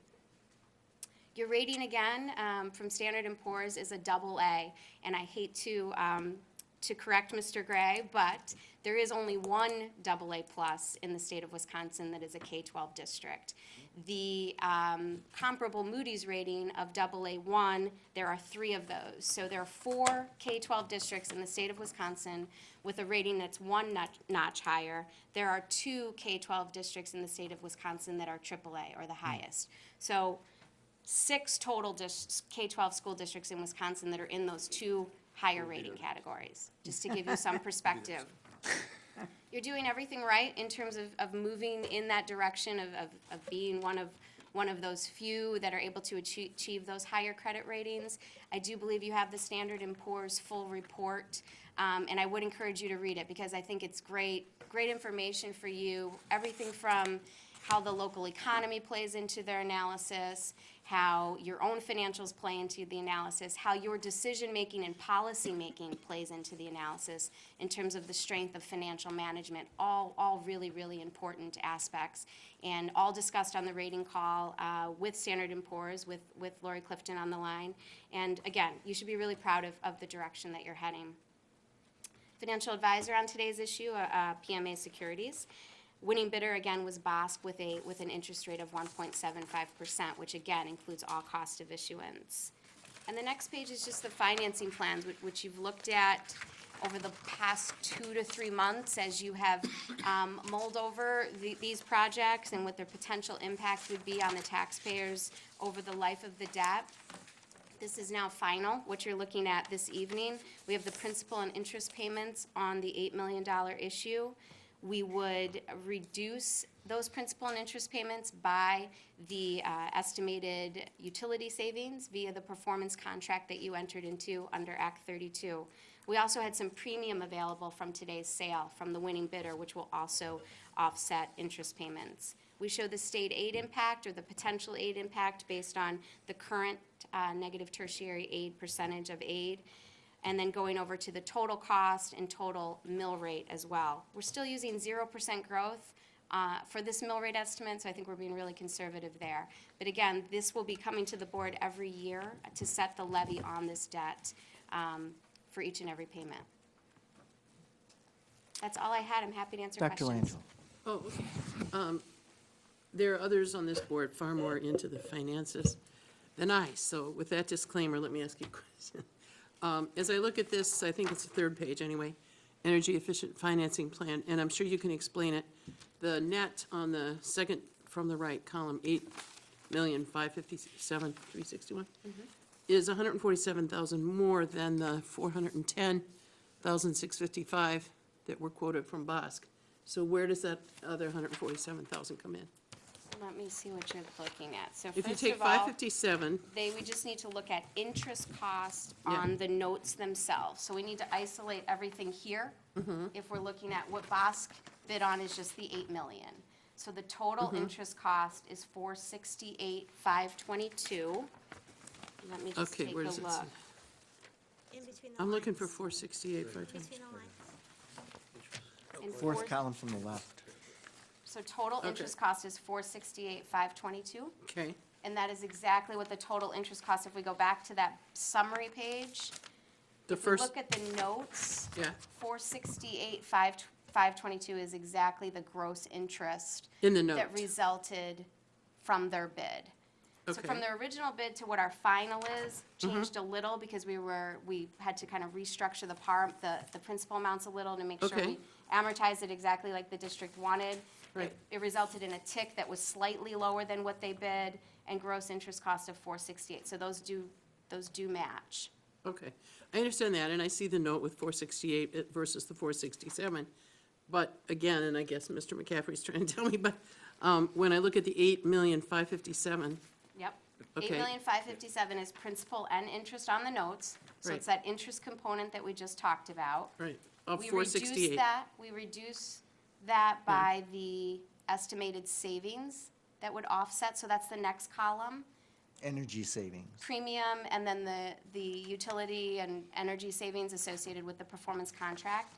So we take that 8,468,000, which is principal and interest on the notes, Right, subtract the estimated savings, right, and then we add the potential aid impact, because again, you're in negative tertiary aid. So a new dollar of spending is 22 cents less in aid. So we incorporate that impact as well. So the net cost reflects not only principal and interest, which is what BOSC bid today, but also the reduction in that for energy savings, okay, and the addition to that for negative tertiary aid. which is up 89,000, right, the difference between 1,506 and 1,595. Yeah, those two do not, right, those two don't equal each other. But they the don't. negative tertiary, we can control that. I mean, Right. this is assuming that we have no control over it.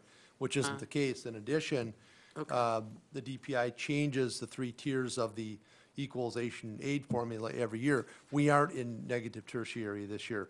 There's Right. no guarantee we'll be next year, which in case that 429 could be 0. So we have control over our spending patterns. Right. If we get another good year with health insurance, that will reduce negative tertiary. So that's the one column that is really ballpark estimate, You but bet. we do have some control over that. You So bet. we could Exactly. reduce those, which then would get us closer to that 8,468,000. Yeah, if we were to snapshot today, you actually floated back into secondary, which is great news, because your spending was low this year being 13-14, because the state reimburses you a year later for your expenditures.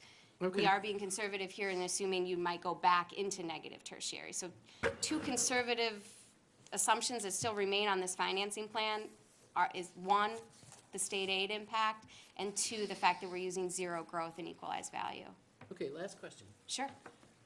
You have up here the discount premium, which I assume helped Boss get the bid. 57, right? Thousand. 56,760, Yeah, yes. all right. Mhm. But then that isn't figured in on any of the It numbers. is, it Where is, it is Because I see figured in. 468 instead of The 410. 56,000 Yeah. is the first number in 2015. That 56,000 is going to be used immediately to offset next year's payments. In this column here, that's why it's 960 instead of 1955? Under the blue and Talking about column A. Well, I'm just trying to add the numbers and, It's under column. right, because I see 1,955,000 the first year, and then it drops down to 960,000. Is that what you're talking about then? This one right here. Yeah, I see that. Yeah, it's coming I see that. Yeah. What I And then don't see. everything else in this column are estimated savings from the performance contract.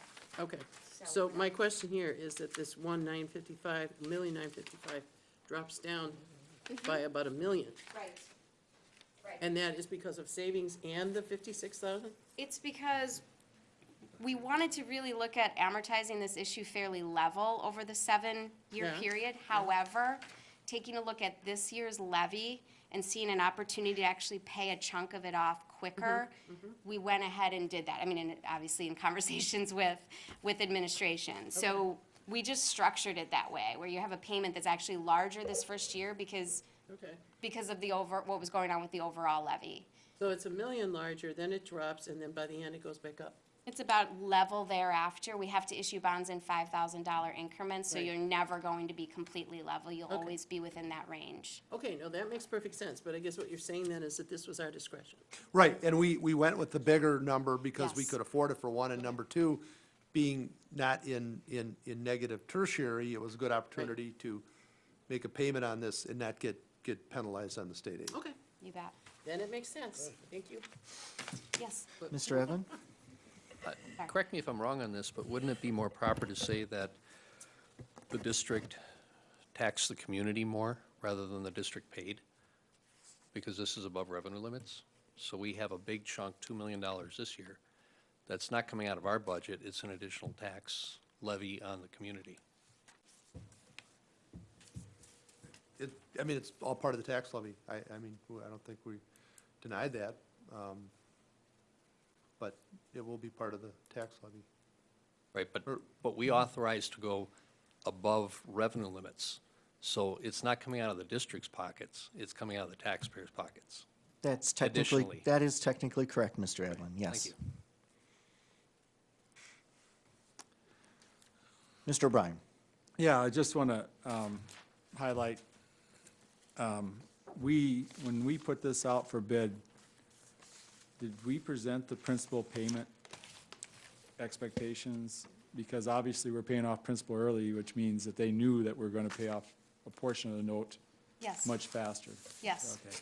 So, in normal cases, the past times we've done this over longer periods, we usually try to keep it even year to year. But because of the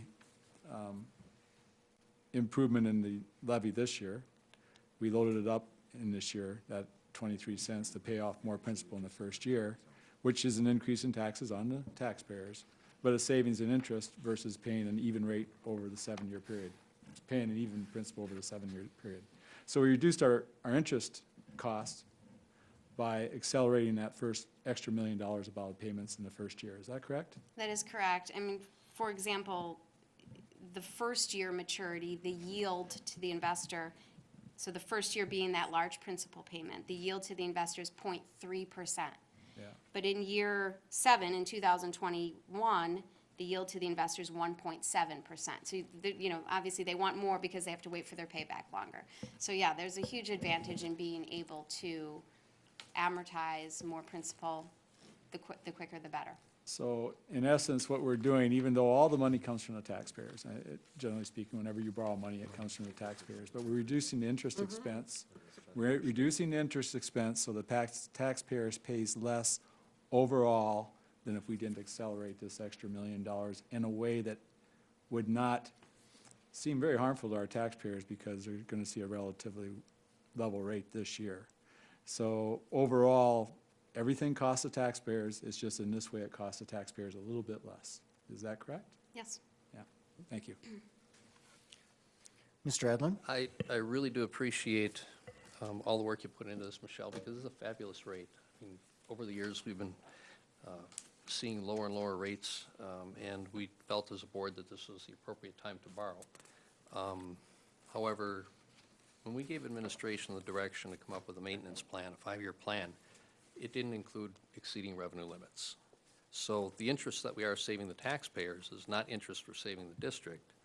This is what we're doing on behalf of the taxpayers to send them a bill, but try to save them as much money as possible.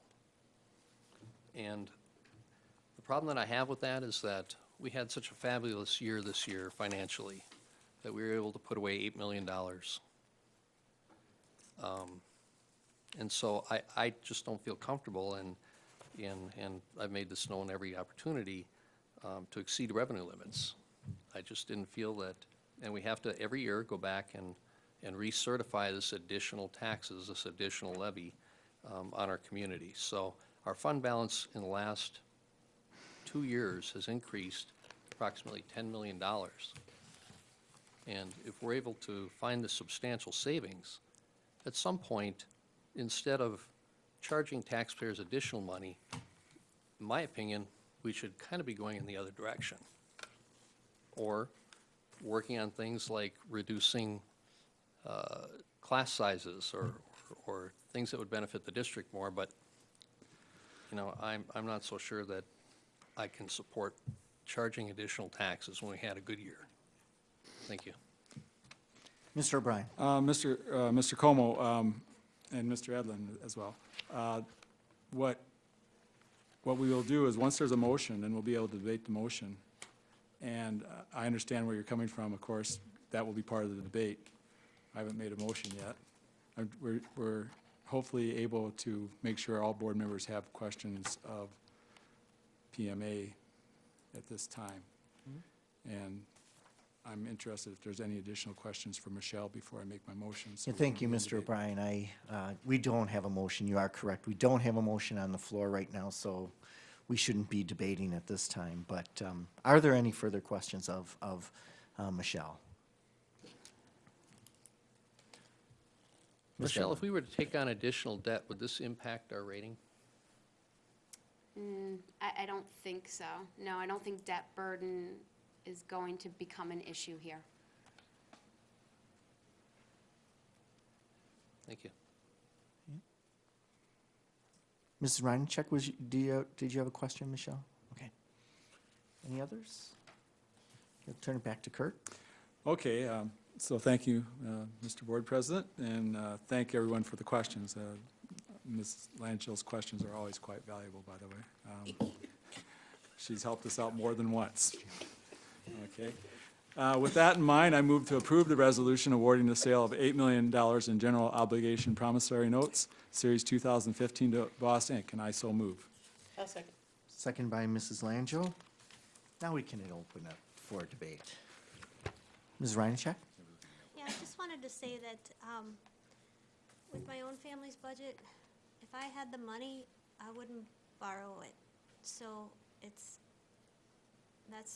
what my decision has been on this. I went to the meetings, I understood, what we were doing, but as far as borrowing the money, and I understand within our fund balance, it's all cash, it's land, and it's other monies, but, I wouldn't do it with my own budget, and I'm entrusted with, everyone else's budget, and our taxpayers have voted me in to make their best decisions with their money, and I won't borrow when we have the money.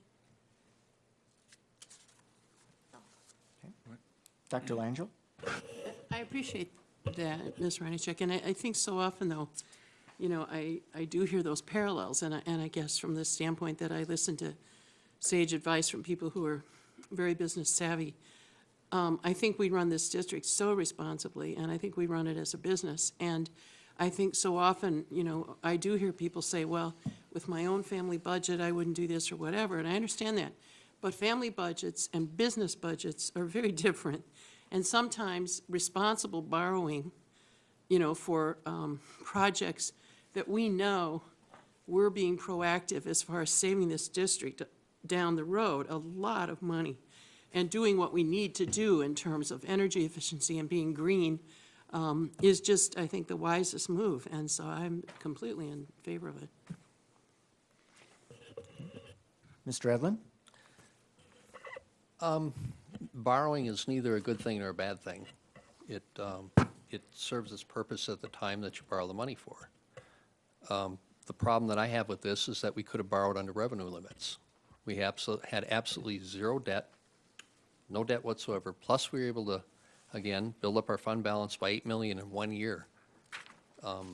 So I really don't see the need to go above revenue limits.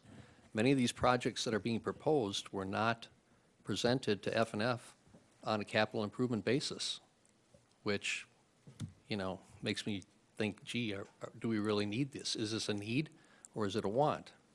Clearly, we established that this is not about energy savings. Many of the things that are on this list have almost no energy savings whatsoever. As a matter of fact, the law is written so poorly that they throw in their security systems, which have no energy savings. It's a bad law. There's no reason that this district couldn't have borrowed the money under revenue limits. Mr. O'Brien? I think that's a very legitimate point, Mr. Edlin, and I think there's two different points being made here. One is about whether we should be borrowing at all, and one is about how we should be paying for the borrow.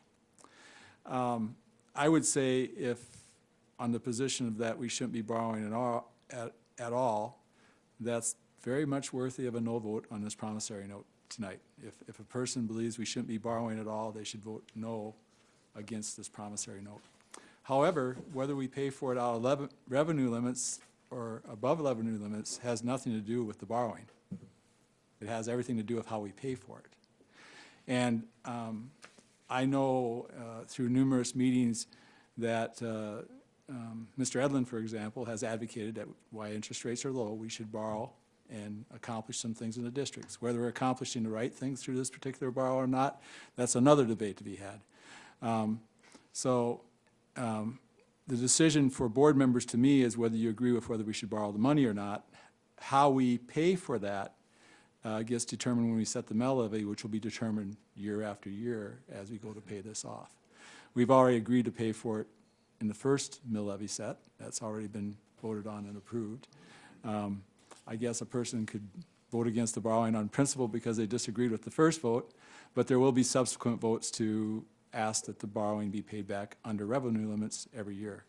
I'm not trying to tell anybody how to vote, but there are different reasons for voting no, and there's different reasons for voting yes. Regarding the borrow itself, and in answer to Karen's point, which I think is I'd have basically the same feelings myself. If I have the money, I'm not going to borrow it. However, if we spent the money, $8 million, but we really don't have $8 million of cash in our fund. But even if we had that, we'd still have to borrow the next year to make payroll. So it's not it's not a question of whether we have cash to spend versus borrowing. It's whether we borrow the full amount now at very low favorable rates, or spend this money now and then have to borrow the money later at short-term high rates. Right. So that's the issue. It's not whether we're going to borrow now, it's whether we're going to borrow now or borrow later, because we're already voted to go ahead with the project. So either way, you're going to end up borrowing. This is just a more favorable way, from a rate perspective, of paying for that borrowing. Mr. Adlin? Thank you, Mr. President. I'm going to disagree with Mr. Bryan because, again, this was a wish list, not a needs list. And we could have done $2 million a year without borrowing. And so I see no need to borrow, which I don't think it probably would have affected our, our needing to borrow every year. I mean, we've met that goal of we're at a certain plateau and we're going to exceed that plateau next year as far as our fund balance. So I don't think that we needed to borrow additional money if we were looking or projecting to be able to put even more money next year into the fund balance, because we're going to charge taxpayers outside of revenue limits both this year and the intention is every year thereafter. So I don't think that we needed to borrow $8 million this year. We could have done this in chunks. We could have done it. The only reason we're doing this is because of the act, because it allows us to go outside of revenue limits, not because we need, but because we want.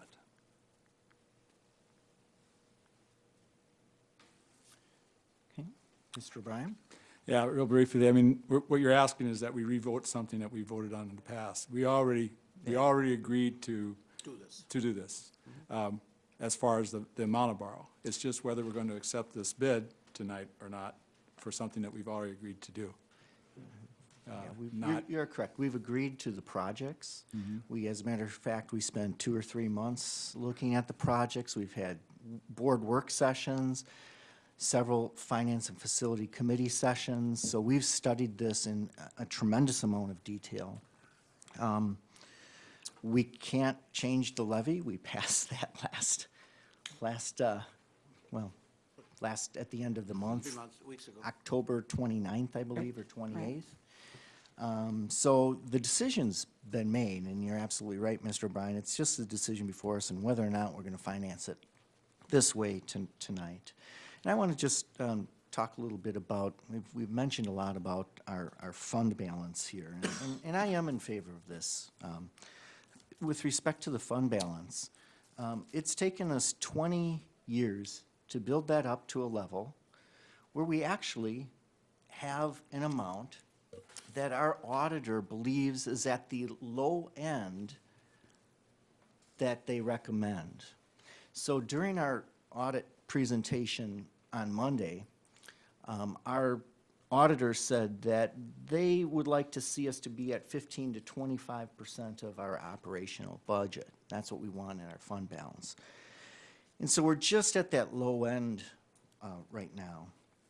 And a part of that that we need to be aware of is we need to build a reserve fund for our health insurance. We're self-insured now, and we need to build that up. So a good portion, I think it was roughly $4.5 million, Lori, that went towards that reserve right now. Is that roughly where we're at? 4 million, yes. Yeah, 4 million. Okay, so that's something that we need to remind ourselves of. And as a matter of fact, later this evening, when we come to policy, we're going to be taking a look at rewriting our policy on the general fund balance.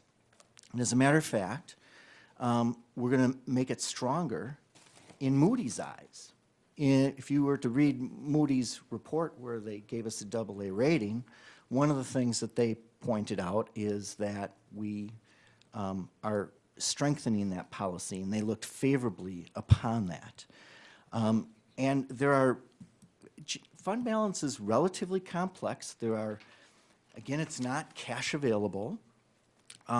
It is a number of categories where we have funds that are set aside, reserved for specific things that we cannot change, and then there are some unrestricted funds too. So the topic is not general fund balance, but I bring it up because it's important to understand it. And we're finally to the point, after 20 years of having it be at a level that we should have it at. This is the first year that we don't have to do a short-term borrow. Well, what's that mean? We have enough cash throughout the year to pay all of our bills through our cash projections. And we've saved interest in that. So that is a good, That's a good thing. that's a good fiscal move on our part. So it's taken us many years to get to this point. So I am generally in favor, or I am in favor of moving forward with this. Mr. O'Brien. Yeah, I just want to add, I guess, one final point from my perspective. When we talk about the financial flexibility of the district, this is the first time I sat on the board where we've been able to use those words, financial flexibility of the district. We didn't have any financial flexibility for years and years. Act 10 had a lot to do with creating that financial flexibility. Our ability to force a bit out of the health care before Act 10 put us on the fast track to those savings. If we hadn't had that, we couldn't have self-insured as quickly as we did post-Act 10. Our changing of the salary schedule had a tremendous financial impact on the district. That locked into the union contract at the time significant savings for the district that we took advantage of right away, that we then were able to basically continue to build upon at post-Act 10. So what this has allowed us to do is have financial flexibility to where we could consider, as Mr. Edlin suggests, paying for the borrow off of our internal funds, with some borrowing, by the way. However, I don't think that's the right way to use that financial flexibility. Most of us here on this board went through the sacrifices that we had to make prior to Mr. Gray coming on board, prior to fixing the health care issues, the salary schedule issues, which were a big part of why we had to make all those sacrifices. Multiple board meetings after multiple board meetings, which Mr. Gray took off our hands. And we're at a point now where as a district where we can look at community learning centers or restoring our elementary orchestra. We actually have that kind of financial flexibility where as a district we can talk about restoring some of those programs that were very valuable to this district that we cut. And I guess, and then, you know, the other part is we talk about how we don't have enough staff to maintain our facilities, but yet we should pay for or borrow off of our existing revenue limit funds. How's that going to give us the funds to add more staff to maintain our facilities? So, you know, I believe we didn't get one objection to this borrow. We didn't get one objection when we set the mill rate, other than from board members. We got a couple of objections from board members. But I think if you look at the big picture over the longer period of time and the opportunities for this district to take the financial flexibility that our administration and this board has worked hard to put ourselves in a position to have, we're doing the very prudent thing in borrowing this money now through this bond offering. And we're doing a very prudent thing in using the flexibility of Act 32 to pay for it. It will result in a stronger, more vibrant school district on our way back to where we were before we got into this deep financial spiraling hole that was created by ourselves, or that we were able to fix. So I just think this is just the next step to the final step of getting back to where we should be as a district. All right, are we ready to take the vote? Mr. Edlin? Well, excuse me, but as chair of FNF then, how are you planning to address the needs of the district going forward in hopefully we're going to see a 5-year facilities plan, which was what the board gave the direction to administration to last year. How do we intend to go about financing that? Well, I think that's a separate topic and it's a much longer discussion, but when we have that 5-year facility plan. I'm sure it's going to get adapted somewhat based on we're already doing some of the work that would have been in the 5-year facility plan through this borrow. So I don't know how we'll go about financing that. I'm more concerned about with what we're doing today and what it will lead to tomorrow relative to financial flexibility of the district. As we go into a facility plan, it may be within revenue limits, or there may be some other vehicle we can use like the one we're using tonight. That's up to a future board. And I'm up for election, so I might not even be making that decision next spring, so. All right. Sue, why don't you call the vote, please? Kurt This O'Brien? is to approve a resolution awarding the sale of $8 million of general obligation promissory notes, Series 2015 to Bosk Incorporated. Sue? Kurt O'Brien. Aye. Patrick McCaffrey. Aye. Steve Edlin. No. Ellen Langell. Aye. William Baumgart. Aye. Patricia Madden. Aye. Barbara Brezink. Aye. Karen Reinacek. No. Joseph Como. Aye. It passes, Sue, 7-2. Back to Mr. O'Brien. You have some information items for us this evening? Oh, boy. I thought that was all the heavy lifting tonight. Yes, I do, Mr. Como. Sorry about that. Even with the big print, I'm still going to use the glasses. So. Well, we did have our 2013-2014 financial statements presented to us by Schenck SC. Each year, school districts are required to have a financial audit conducted upon the completion of their fiscal year ending June 30th. This year, this is the district's first year with Schenck SC. Mr. David Mako of Schenck SC reviewed the 2013-14 audited financial statements. There were no compliance items reported or concerns shared. Information item number 2 was the management's response to the 2013-14 audit. Mr. David Mako reviewed the management communication, and there was no internal deficiencies to report to the board, nor were there any compliance issues to report. There were 2 comments and observations made regarding the new vendor procedures and fund balance reporting. The administration has responded to both these items, and a change in procedure for new vendor process was shared, as well as an updated district fund balance policy that will be asked to approve this evening from the policy committee.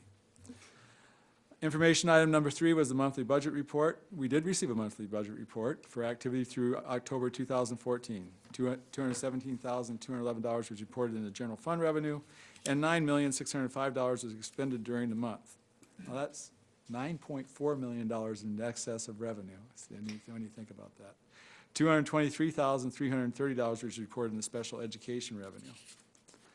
And $2,111,231 was expended, and so that would be $1.9 million above what we received.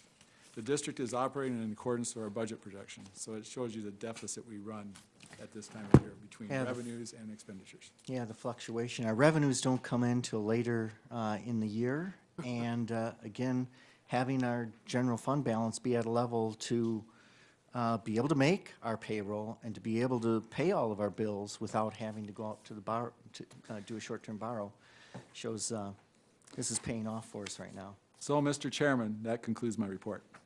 Thank you, Mr. O'Brien. Question, please. Yes, Mrs. Brezink. Yes, you had a very interesting discussion at the FNF meeting regarding retirement and health benefit options, and I'm wondering or hoping that we will have a total board discussion on that in the future. We had a good discussion on that, and I believe Mr. Como is recommending to administration that we have maybe 1 or 2 work sessions on it. Good. Because there's a lot Yeah. to cover. I would agree. And all the board members need to be really cognizant of I what would that agree. entails. Thank you. Yeah, there's a lot of complexities to that. Oh, yes. That's probably an understatement. So, Mr. Gray, I'm sure you'll be working with your staff and setting up times for that. So, But- Dr. Langell? Oh, well, just a real quick note, and I haven't been on the board as long as many of you, but I do remember, and so I think it bears mentioning that when we were in the trough of dealing with issues related to staff, particularly the salary scale, and even the health insurance situation, which is now working out, quite well.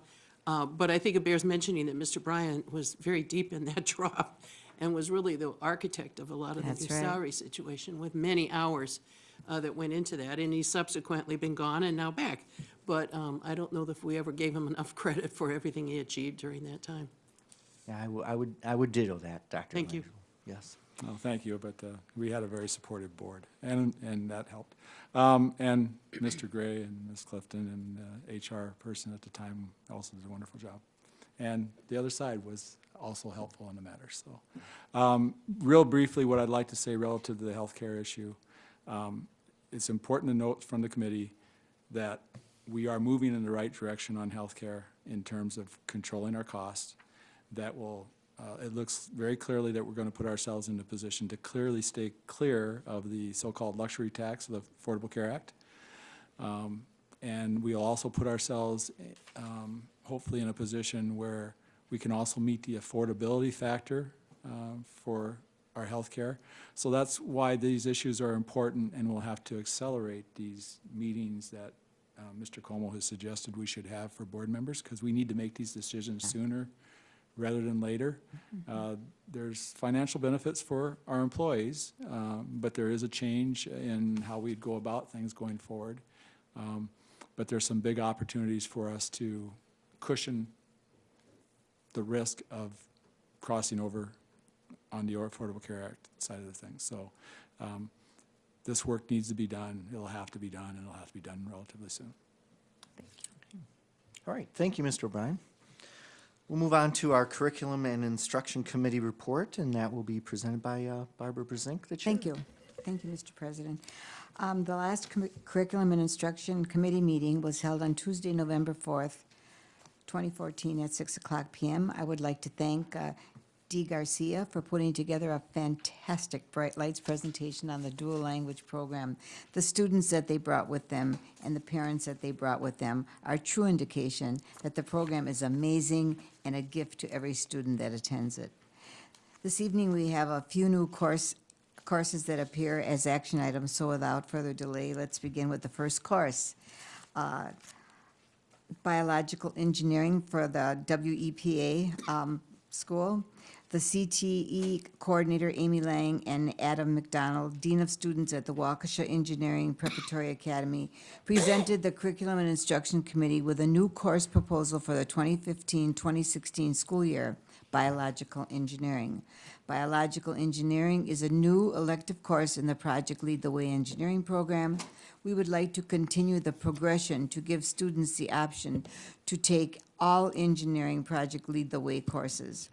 On a vote of 5-0, the Curriculum and Instruction Committee approved adding biological engineering beginning in the 2015-16 school year.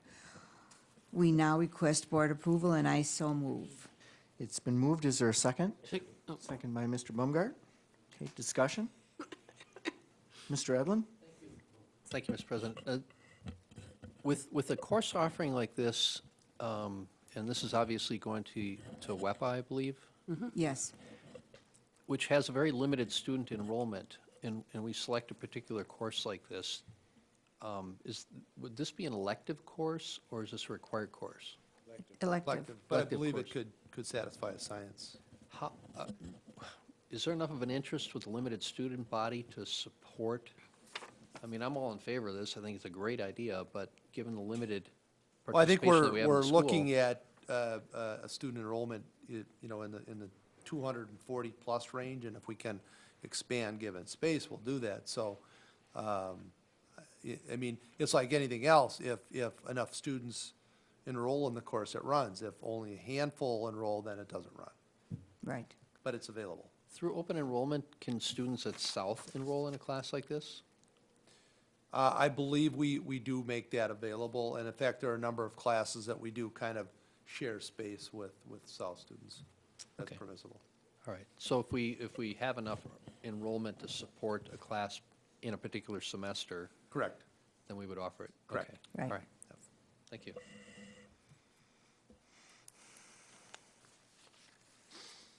All right, looks like we're ready to take the vote to approve WEPA's biological engineering course. Sue, will you take that role? Ellen Langell. Aye. Patricia Madden. Aye. Barbara Brusink. Aye. Kurt O'Brien. Aye. Karen Reinacek. Aye. Steve Edlin. Aye. William Baumgart. Aye. Patrick McCaffrey. Aye. Joseph Como. Aye. Passes 9-0, Sue? Mrs. Brusink? Yes, thank you. The second course is for the WAHP, that's the Health Academy. It's called Biomedical Innovation. CTE Coordinator Amy Lang and Anna McDonald, Dean of Students at the Waukesha Academy of Health Professions, presented the Curriculum and Instruction Committee with a new course proposal for the 2015-2016 school year, Biomedical Innovation. We are seeking approval of the fourth course in the sequence of Project Lead the Way, Biomedical Sciences Program, Biomedical Engineering's. Like WEPA, the Waukesha Academy of Health Professions would like to continue the progression leading to the full series of biomedical courses. On a vote of 5-0, the Curriculum and Instruction Committee approved adding biomedical innovation beginning in the 2015-2016 school year. Mr. President, I now request board approval, and I so move. Is there a second? Second by Dr. Langell. Okay, discussion? All right, I would just say, this is part of that process we're trying to get into, where we're getting all the Project Lead the Way classes in that we can. And this is a new world. Biomedical engineering is Oh, going yes. to nothing but accelerate, so we want to stay current with that, so. Thank you for that. And we've had excellent comments from everyone who's been involved with the Project Lead the Way curriculum. Very well developed, highly organized, has been extremely effective. Those are the comments that I remember. And if I recall, the students in both of the academies are doing extremely well academically. Mr. O'Brien? Yeah, and just to, I should say yes, just to drive home that point, we're fortunate to have a nationally recognized company which generates a significant amount of revenue for this country and even this community as a leader in biomedical technology, and of course that's GE Healthcare. So it fits that Waukesha should be having programs like this that matches up with what we're known for. Sure. Globally. It goes back to many other things that Waukesha is known for globally, and I'm glad that we are thinking of things that match what represent this community and what this community is accomplishing each and every day on the industrial side. So. Okay, other comments, questions? All right, we're looking to take the vote on the Health Academy Biomedical Innovation course. Sue, will you take that? Karen Reinacek. Aye. Ellen Langell. Aye. Patricia Madden. Aye. William Baumgart. Aye. Barbara Brusink. Aye. Kurt O'Brien. Aye. Patrick McCaffrey. Aye. Steve Edlin. Aye. Joseph Como. Aye. Passes 9-0, Sue. Thank Mrs. you. Brusink? The third course is Accelerated Calculus 1 and 2. Mathematics Coordinator Dan Paczynski presented the Curriculum and Instruction Committee with two new course proposals for the 2015-2016 school year, Accelerated Calculus 1 and Accelerated Calculus 2. Currently, at the high school level, only students that enter high school taking Honors Algebra 2 have the capabilities to complete both Calculus AB and Calculus BC. By offering this accelerated track, more students can complete both Calculus AB and BC for college credits. On a vote of 5-0, the Curriculum and Instruction Committee approved adding Accelerated Calculus 1 and 2 beginning in the 2015-2016 school year. Mr. President, I now request board approval, and I so move. Okay, is there a second? Second. Second by Mr. Baumgart. Discussion? Dr. Langell? I'm just so proud of our department and our accelerated instructors. When my younger daughter was at South, there was one student who was way above and beyond, and the rest of the calculus students waved goodbye to him as he went over to Carroll Yes, yes. to get a course like this. And now, 6 years later, we have more students who qualify for it, which is great, and we can offer it, which is great. And it just shows, I think, in not that many years how Yes, things are coming along, and we have these math whizzes.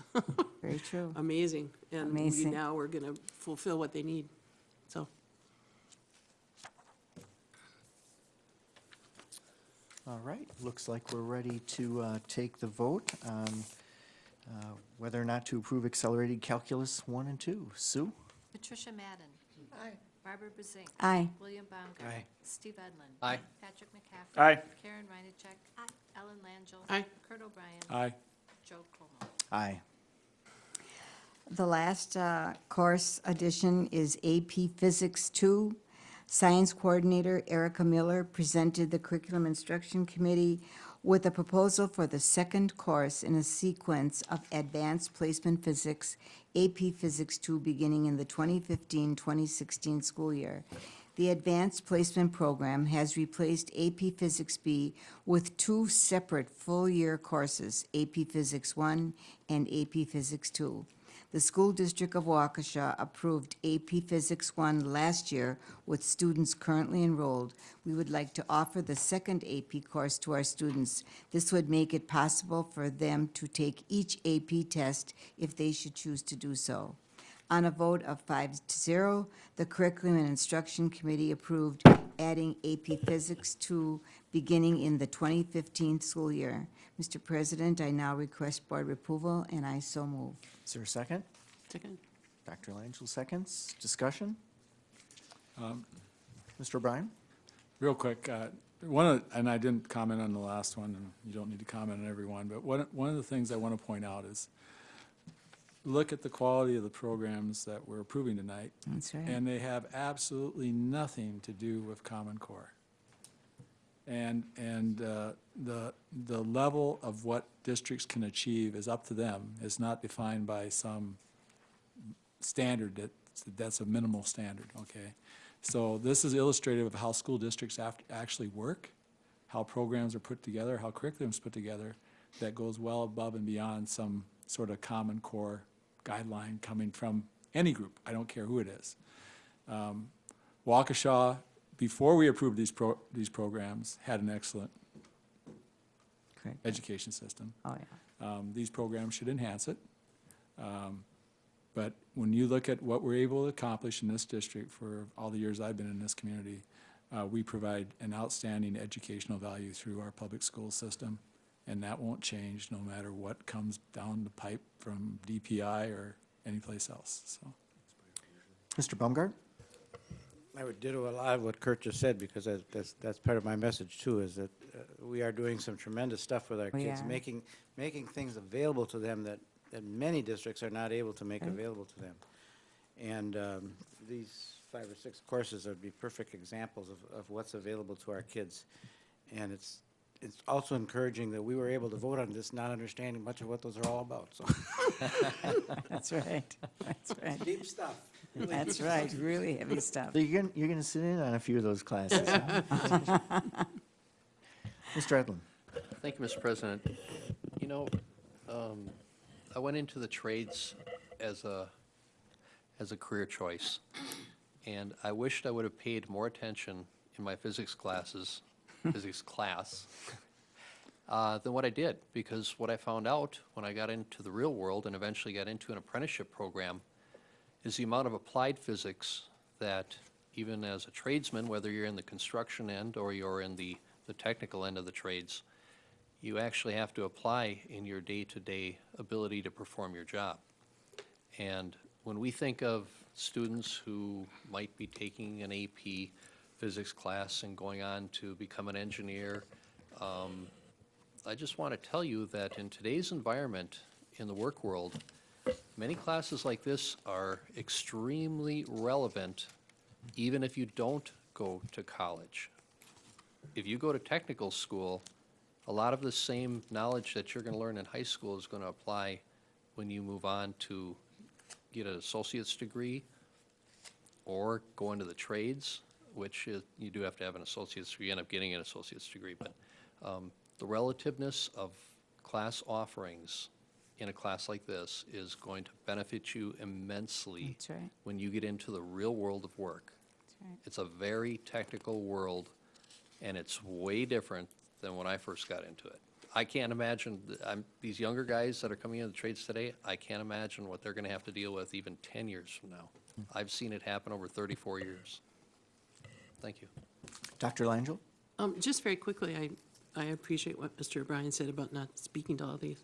But I just wanted to say, I mean, I've been so impressed with some of the teachers in our district. And that night when we were talking a week ago last night, I had mentioned this incredible book, which I was just blown away by, called The Innovators. Yes. And afterwards, 2 members of our staff came up and talked to me because they had both read it.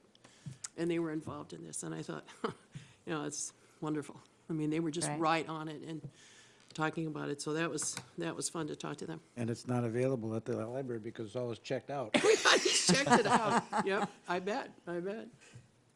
Mr. O'Brien? Yeah, and back to the point Mr. Edlin made about the importance of these courses, or any courses, science and math courses, whether you're college-bound or going into the trades. The physics books today are different than the physics books in my day. Well, That's not right. necessarily. I think the physics books that I had in college are now the physics books that you're probably seeing in high schools.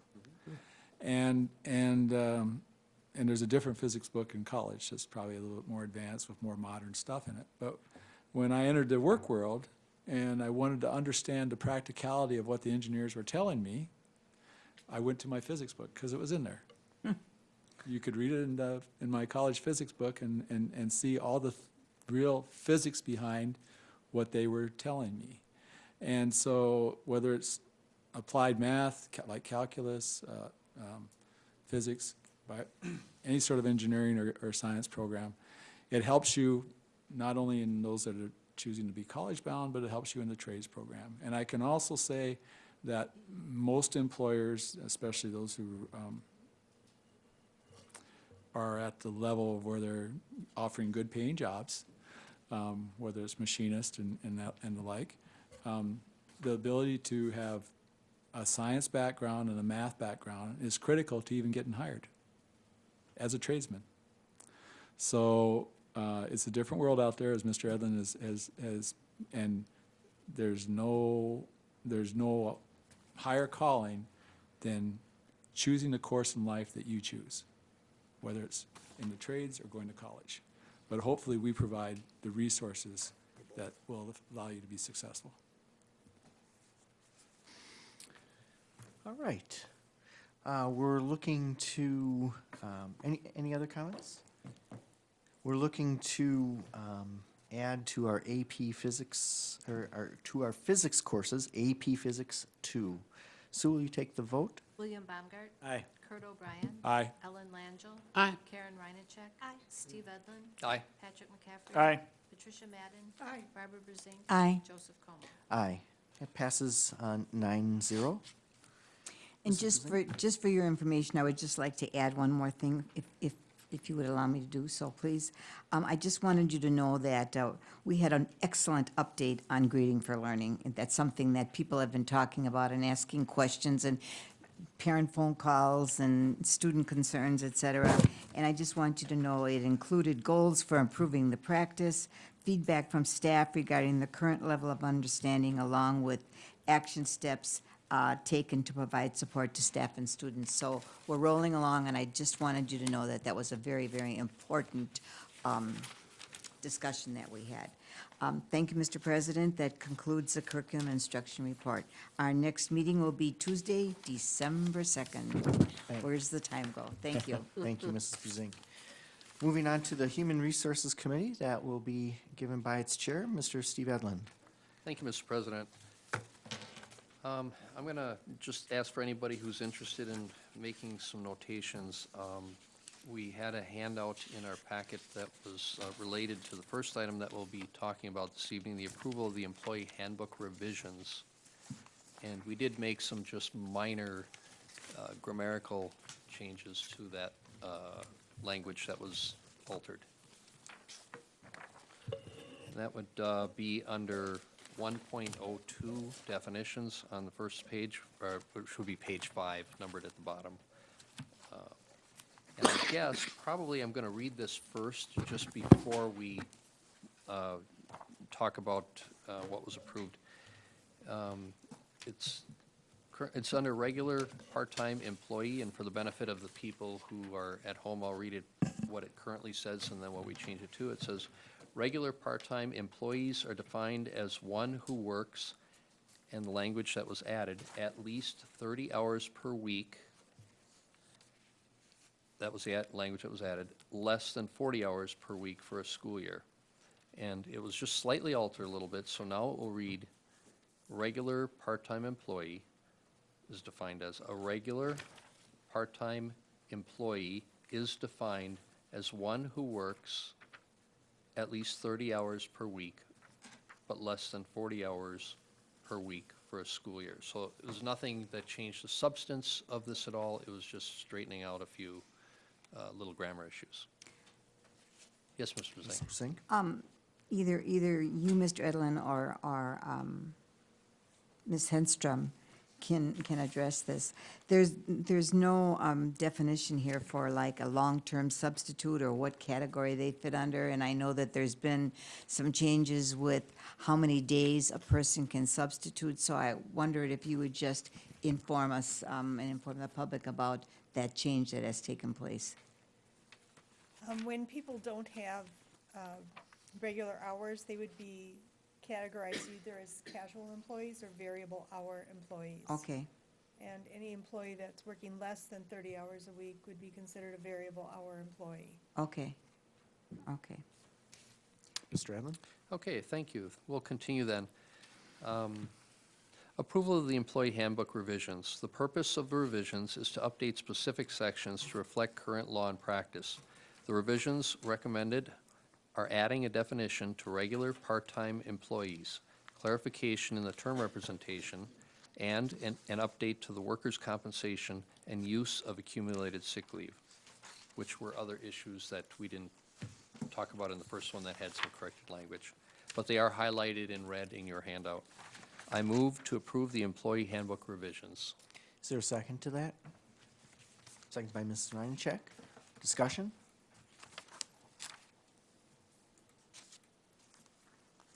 All right, Sue, we're looking to approve the employee handbook revisions as presented. Will you take the vote? Barbara Brezink. Aye. William Baumgart. Aye. Patrick McCaffrey. Aye. Karen Reinacek. Aye. Kurt O'Brien. Aye. Ellen Langell. Aye. Steve Edlin. Aye. Patricia Madden. Aye. Joseph Como. Aye. Passes 9-0. Steve?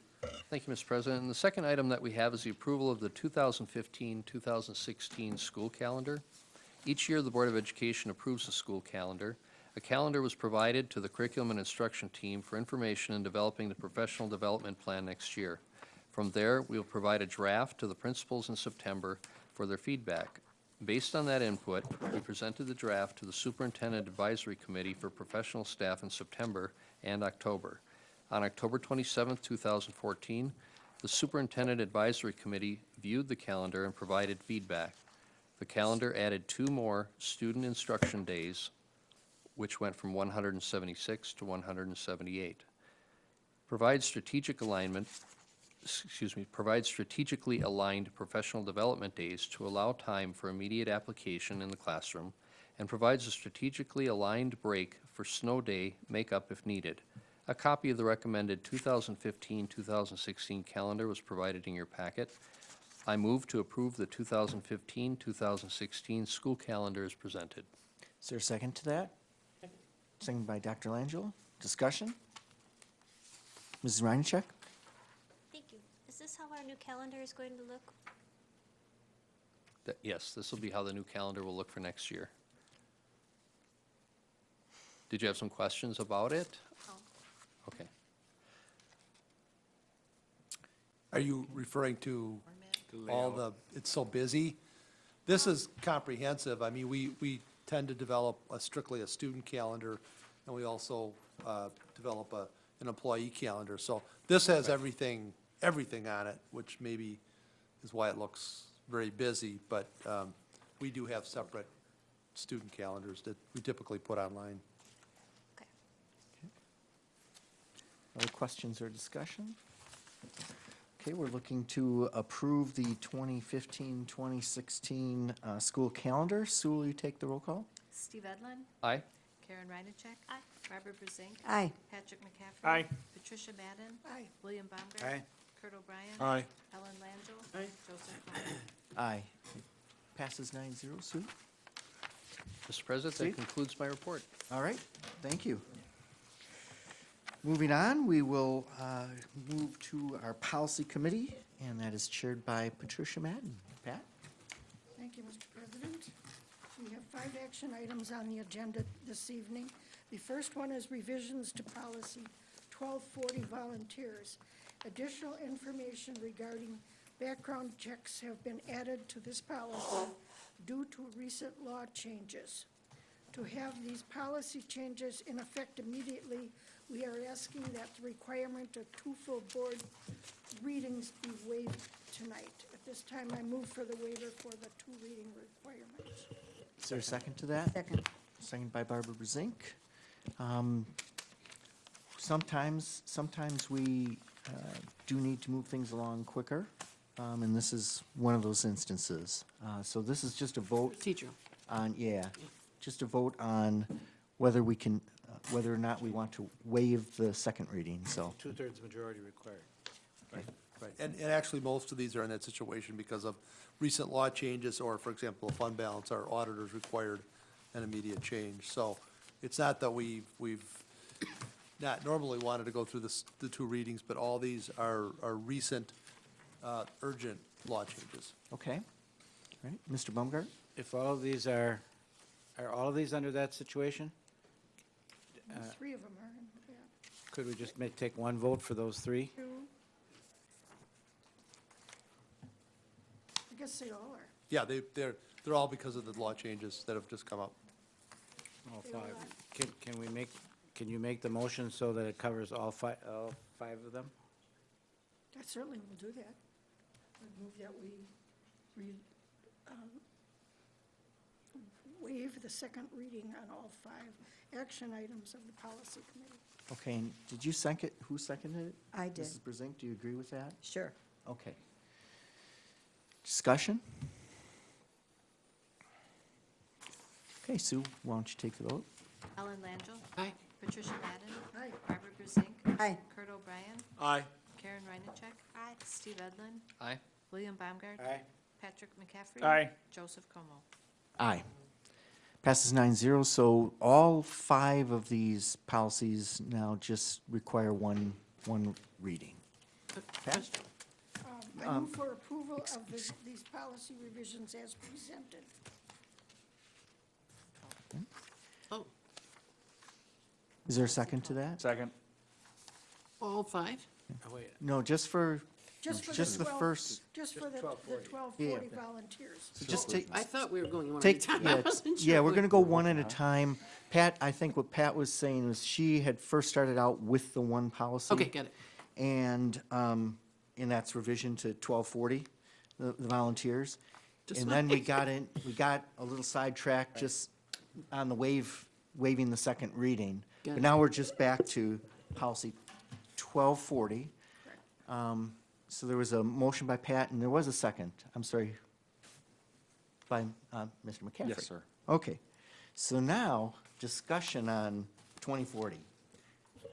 I do have a question, and I apologize, Pat, but in reading this a second time this afternoon, and again, since we want to waive the second reading, I'm a little more hesitant to say anything. However, I guess I am going to ask.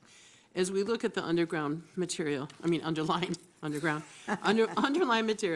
I see a word and then I see a sentence which is confusing to me. So let me start with the word.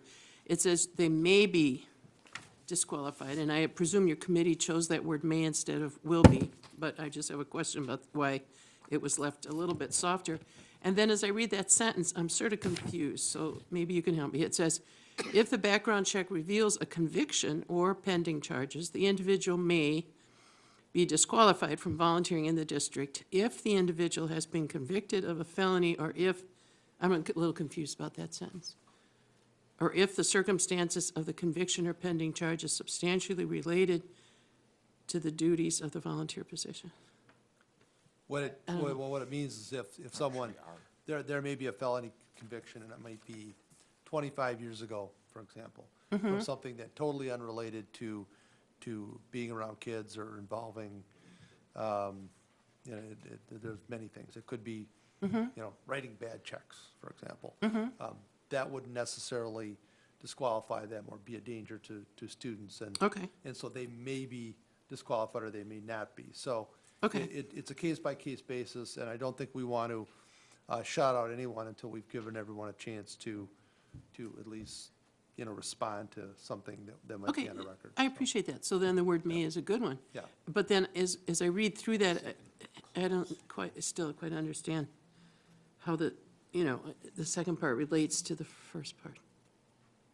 In other words, the volunteering in the district, if the individual has been convicted of a felony, it sounds like we're sort of starting a new thought, or if the circumstances of the conviction or pending charge is substantially related to the duties of the volunteer position, then what? If, let's say it's a non-felony situation, but we would think that the pending charges or the current charges might cause us to have a concern of that individual to be around kids, then that would be another potential for disqualification. The first one talks about a felony, the second one talks about other circumstances of a conviction that we would look at. Okay, if it makes sense to everyone else, I'll bow to you, but I don't understand how that sentence works somehow, but go ahead. Okay, Mr. O'Brien? It makes sense to me because the sentence is trying to say it's kind of lumping a lot of things together. It's saying, okay, we have a felony portion, we have a non-felony portion possibility. So there's such things as misdemeanor type classifications that people may have pled to that we may still not want them to be a volunteer in our district. And this puts that in the policy that even if it was a misdemeanor conviction of something that we'd feel inappropriate to have you as a volunteer in our district, we would reserve the right to say, I'm sorry, you can't be a volunteer. And that's being codified in policy through that extra sentence. That's somewhat confusing because. But it isn't, it's all part of the same sentence, so. It's all part of the same sentence, yes. Yeah, so that's what I was looking for. So we maybe should clean up the language in some future date, but I think the content of what's in here is accurate in terms of what we want to. I'll bow to that, and again, I don't mean to be the pesky grammarian, so forgive me for that, but I understand that, and maybe that could just be tweaked later, because you always kind of think of an if-then. Right. But then there's no then after the other two ifs, so it's a little confusing. Right. Grammar is in your blood. I'm sorry. It is. No, don't be ever apologize for that. Latin teacher. Yeah. Okay, thank you. Right, other discussion? Okay, we're looking to approve revisions to policy 2040, volunteers as presented. 1240. Sue? Kurt 1240. O'Brien. Aye. Patrick McCaffrey. Aye. Steve Edlin. Aye. Ellen Langell. Aye. William Baumgart. Patricia Madden. Aye. Barbara Brezink. Aye. Karen Reinacek. Joseph Como. Aye. Passes 9-0. Pat? Okay, our next action item is revisions to policy 1250, visits to the school. Information regarding registered sex offenders has been added to this policy due to the recent law changes. This time I move for approval of policy 1250. Is there a second to that? Second. Second by Mr. O'Brien. Discussion? Dr. Langell? Sorry, Pat. Again, just a question, as I read this again, we don't distinguish day versus evening, and I didn't know if that was an issue, but maybe not. Nor do we talk about, as far as, unless I missed it, if someone shows up for like an evening play or an evening basketball game, and somehow they're picked off, what the repercussions are. Perhaps that's in the hands of the law, not us. But those are my two questions, day versus evening. Because if you have to report to the office and it's a basketball game, you're not going to get anywhere reporting to the office, or even a school play. So that would be an evening event. And then we don't say, if a violator is apprehended without having gotten this permission, what do we do, turn them over to the police? I don't know. I mean, maybe we don't have to say that. I'm just asking. The law refers to premises, so whether it's Yep. during the day or evening, Right. you're assuming there's going to be kids there. So Yeah. they have to contact my office. We do a check on things. Just because someone falls in that category doesn't mean they're automatically permanently excluded. There are certain conditions Right. they may have to follow in certain situations. But if they are on the premises without permission, yes, we do contact the police. Okay. But then if it's evening, they don't have to report to the office, because that would be closed. They would have to report to somebody. I mean, they would have to All let right. someone who's in charge know. Okay, so they'll know that, huh? The Well, the person Well, coming the will person know. who wants to come has to contact, get Right. permission from, or notify our office. We then notify the principal, and that individual, then we say, you can't ever come in because of the circumstances, or you can come under these conditions, and it's always, you must report to the office. Or if the office is closed to, To report to Someone. an individual in charge, right? okay, as long as that's Yeah. part of it, that's fine. Yeah. Yep, thank you. I mean, we had a situation, I want to say it was last year, where an individual did come on. It was after school. Police were contacted, but the individual's gone by then, but they were warned that, don't do it Okay. again. Oh, no, I mean, I think it's a great policy. They I weren't was just- fired, it's just that they didn't, Clarify. usually it's a parental situation. Okay. And despite all those situations, we don't necessarily want to totally kick the parents out, but we do want them to follow the rules when they Okay. come in. Very good, thank you. Mr. Eglin? Mr. O'Brien had his hand up, go ahead. Well, thank you, Steve. Mr. O'Brien. Yeah, thank you, Mr. Como. Boy, we're being polite tonight, that's nice. Most of these policies, of course, are, and this is just a general statement, the policies, the benefit of the policies, one of the major benefits is it gives the administration clear guidance that they can stand behind as they perform their day-to-day duties. Part of our day-to-day duties is making sure our schools are safe, and this happens to be one of those policies that helps ensure that. And it gives very clear guidance to the administrators as to what their actions are to be, and so that people can't challenge the rulings of the administrator. They can just refer to policy, and policy clearly says, this is what we have to do. That's really the purpose of our policy handbook in so many, many ways, and this fulfills that purpose. Mr. Eglin? Thank you. I guess this would be for Superintendent Gray, but we're making an assumption here that the offender knows the statute and reads the statute. Are they counseled by a probation officer? I believe so, because we have been contacted twice, and someone would have had to notify them that this is a situation. Okay. I don't know what the notification process is for a registered sex offender, but they contacted me with a paragraph that looked like it was written by a lawyer, so Right. I'm guessing there is a standard format that they have to follow. Okay. Can we maybe follow up on that Sure. just to assure? Yeah. I wouldn't want to be caught in a Yeah. situation of somebody pleads, I don't know, you know, and. Well, That's true. and, you know, every- ignorance is not above the law, especially when you've been in that situation, but we can check and find out what the requirement is. I will add, though, there are situations, if you look in the back page of this, a student who is a registered sex offender may or may not have to follow these rules, depending on what the judge decides. Okay, thank you. Mr. I have McCaffrey? a question about the exceptions. The second one, a registered sex offender may visit school premises without providing advance notice if the individual is attending an event or activity that is not sponsored by the school. What would be an example? The of only one thing I those can think events? of would be an election, Okay. to go in and vote. Would the junior programs be considered sponsored by the school? Because I know that we like to distance ourselves from them. Which program? The only reason I Junior- say that is because the elections are in the first one. Right. Yeah. And the Okay, yeah, junior yeah. programs, I mean, There is potential for that, but again, I believe that, I believe there's specific rules they know they have to follow. Okay. We can, once again, we can. yeah, I mean, check it's up just a on that. concern. I mean, I wouldn't vote against it. That would be a but- tough one, because we don't have any way of controlling that, Right. or an office wouldn't be open. Right. And there might not even be administrative Yeah, personnel right. around. Right, So- yeah, that's why I was Yeah. concerned about that. Mr. Eglin? I guess another example comes to mind is, you know, we have community partners who, for instance, might hold a swimming event at Waukesha South. I was thinking of that, yeah. That's predatory territory, if that's the right word to use. Are we in any way liable? I mean, we're, you know, in a situation where we have control of the facility.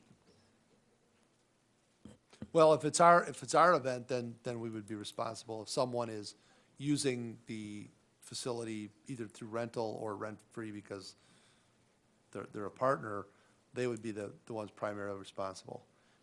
And again, I will check on this, but I believe there's a set of rules they have to follow, whether it's a school or not. And again,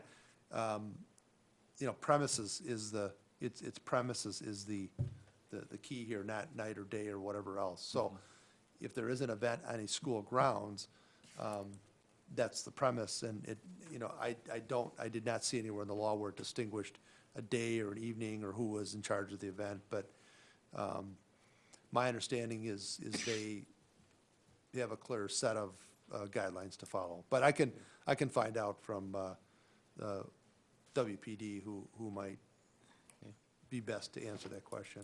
I guess a follow-up to that is, do we need to notify our community organizations that, rent our facilities from us, that, this is something that you need to be concerned about because you have, students within the district who are underage?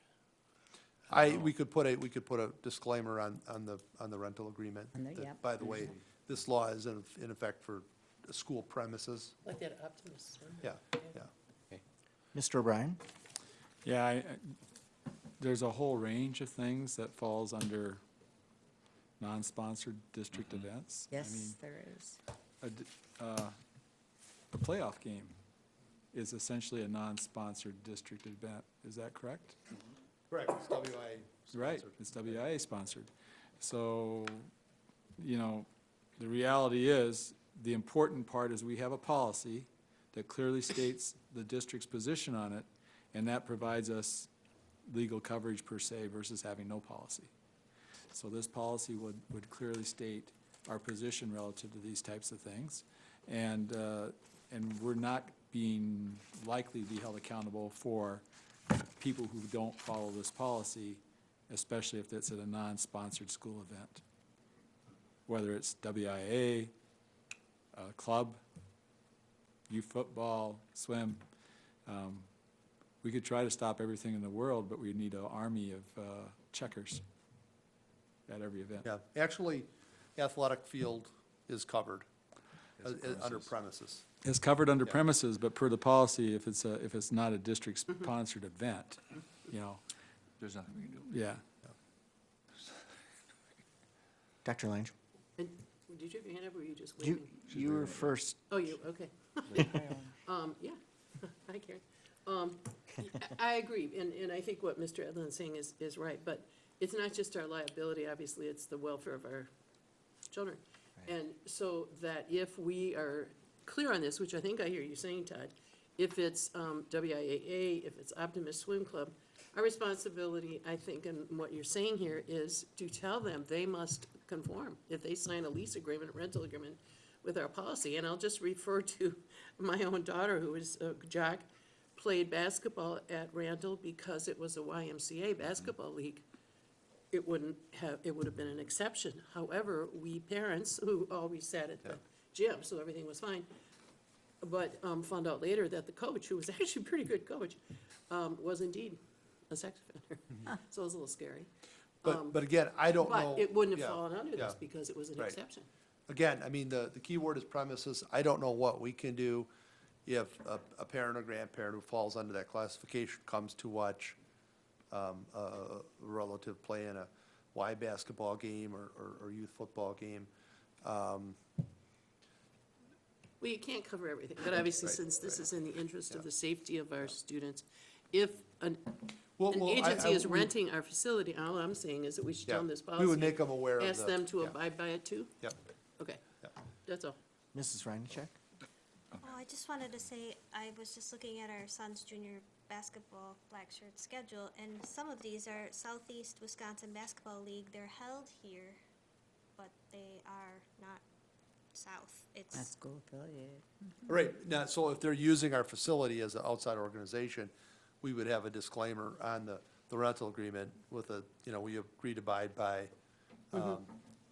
barring sexual predators from the premises during our event, unless various exceptions apply, something to that effect. I think I would probably ask our attorneys to look at that disclaimer. So I don't want to put any extra liability on us too, that makes us responsible for this club. So I guess I'd like to have them review that, and then as a safety clause, put that on the bottom so that they recognize that and initial off on it, so. So our policy is fine, it's what's gonna be added to theirs, is that what you're saying? Our policy is fine, it's what we would put On the under disclaimer of anyone who was renting or using our facilities under the use agreement. And then they would be responsible for conducting their own security. Mr. McCaffrey? Do we reference policies in our agreements? I don't, do we? Just so they have There the might be. number? Yeah, yeah, yeah. We should look Maybe into someone that. might want to do. Yeah, I think this would be a nice one to report back to policy. Yeah. And then you can We report should out. look into that, You right. can report out on that next month. There's a lot of questions around this and. Right. But the policy itself is written in a manner that I think protects The us as policy is best as we good, it's can. just how we apply it to the Disseminate it to rental, the- or Sure. the use Yeah. agreement. Mr. President, Yes. is the application part of the policy, or we just refer to the application? See, I think we just refer to the application and the policy. For the use? Yes. We would just say, you know, this is being used subject to you following On the these conditions. application. We have other conditions on there that we Yes. expect them to follow. This would just be one more, and then, So do we need to Yeah. look at that application to make sure that? Yes, yes. Okay, thank you. that's what I'm saying, we would add that to the, somewhere on the. Yes. But it doesn't, it's not really added to the policy itself. No, it's No. on the application. It's, right, It right. reference the policy. Right. Mr. O'Brien? I'm going to vote for approval of this. I just believe that it's going to have to, once approved, it's going to have to go back to policy committee to review a few aspects of it that might need to be cleaned up. And I think the registered sex offender may visit school premises without providing advance notice if the individual is attending an event or activity that is not sponsored by the school is problematic. And that'll have to be dealt with post-approval, because it is a problematic clause. I think most board members would have problems with that clause as written right now, so. Then should we add that as an amendment to the motion? Contingent on You can, something. you can eliminate that. I I mean, know. you can I would make eliminate an it. amendment to eliminate that second bullet point on the back page.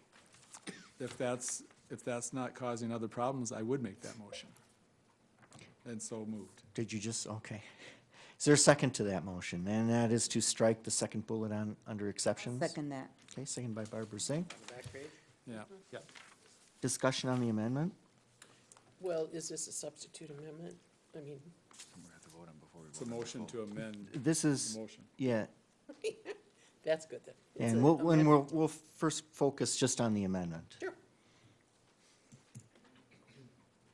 Okay, so, are we clear what we're voting on? It would be to remove on page 2 of policy 1250, the second bullet point, that starts with a registered sex offender may visit school premises. We're voting on, removing that from this draft of the policy.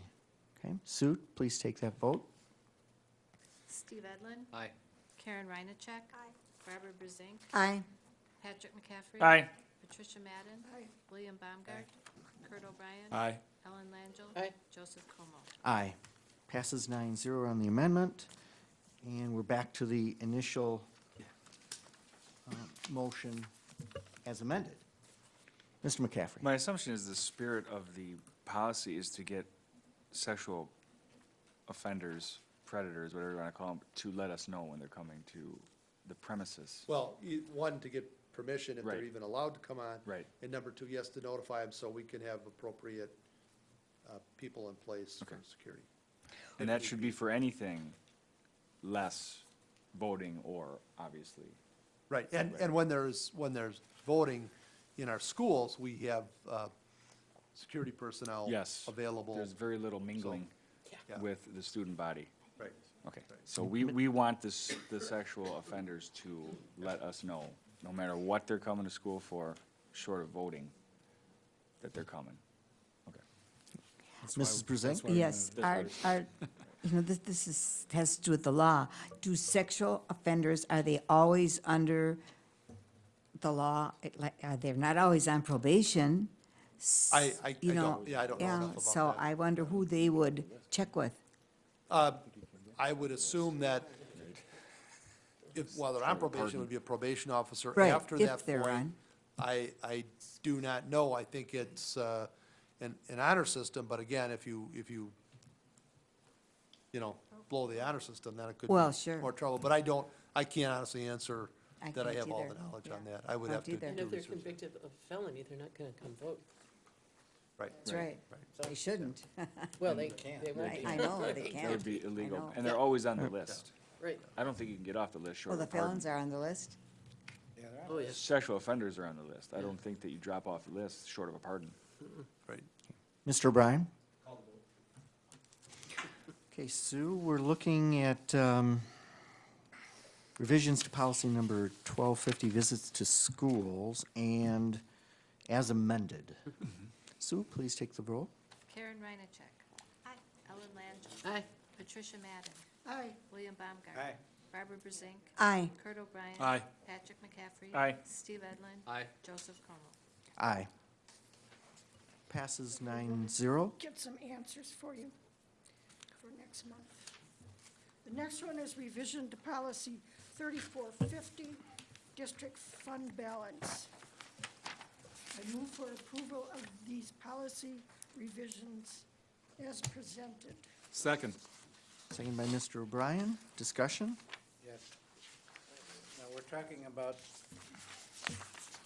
as the one that's laying on the table, right? Well, we have to amend this. Okay, so Sue, you passed out. Not this one. Yep, we The have one to that add came this. out of policy did not have that one piece of, portion of a sentence added in there. When it went through facility and finance, the recommendation was to add that sentence that's in highlight and underlined. It's So- bold there. So you'd have to So someone has to move move and to, second the original, then amend. someone else has to make the motion to amend, I think. I move to amend as indicated on our revised, yellow highlighted. Okay, is there a second to the amendment? Second. Second by Barbara Zink. Let's discuss the amendment. And the amendment is on the first page, line 45 to 46. It's highlighted. We're changing that of 10% of the anticipated general fund and special education fund expenditure budgets for subsequent fiscal year. Was that an ad, Lori? That was from F and F, I believe. Yep, that was an ad, in Yes. addition. That's correct. Okay. Okay. Discussion on this? Okay, so Sue, why don't you take a vote on the amendment? Ellen Langell. Aye. Patricia Madden. Aye. Barbara Brusink. Aye. Kurt O'Brien. Aye. Karen Reinacek. Aye. Steve Edlin. Aye. William Baumgart. Aye. Patrick McCaffrey. Aye. Joseph Como. Aye. Passes 9-0 on the amendment, so we're back to the district fund balance 3450 policy as amended. Discussion on that. Mr. O'Brien. The fund balance policy as presented clearly states that the general fund should be at least 15%, the fund balance should be at least 15% of the anticipated general fund. That is the minimum that we are targeting for it to be. When it drops down below 10%, we're to put together a plan to bring it back above the minimum, which is 15%. Is that correct? That's correct. That's how the policy reads. Yes. So we should strive to stay above 15% because that's the minimum. But if we Right. do drop below 10, we are required to put together a plan to get it back above 15. Correct. Okay. And the rest of the language is requested by auditors. Okay, very well. So clearly, we're stating our minimum target is above 15. Right. Okay, thank you. Did we get a motion on this? Yes, that was the original motion. Okay, all right. Motion second. Further discussion? All right, so we're looking to vote now on the district fund balance, policy number 3450, as amended, which includes our highlighted yellow portion on lines 45 to 46. Sue, will you take that vote? Patricia Madden. Aye. Barbara Brusink. Aye. William Baumgart. Aye. Steve Edlin. Aye. Patrick McCaffrey. Aye. Karen Reinacek. Aye. Ellen Langell. Aye. Kurt O'Brien. Aye. Joseph Como. Aye. Passes 9-0. Ms. Madden? Okay, the next one is a revision to policy 5141. So 1, emergency nursing services, and 5141-1G, guidelines for emergency nursing services.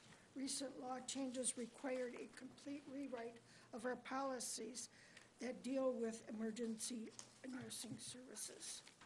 I move for approval of this policy revision as presented. Is there a second? Second. Second by Barbara Brzink. Discussion?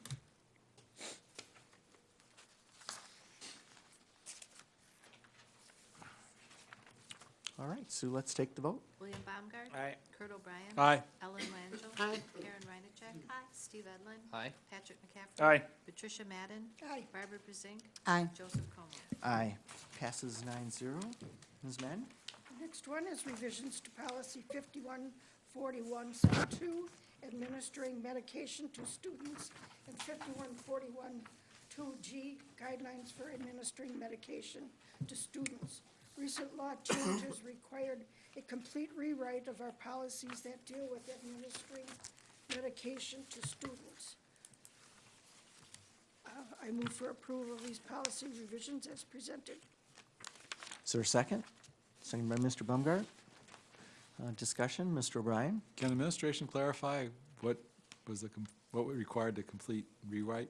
I mean, this is kind of a dangerous policy. I remember one time we did something that had to be reversed.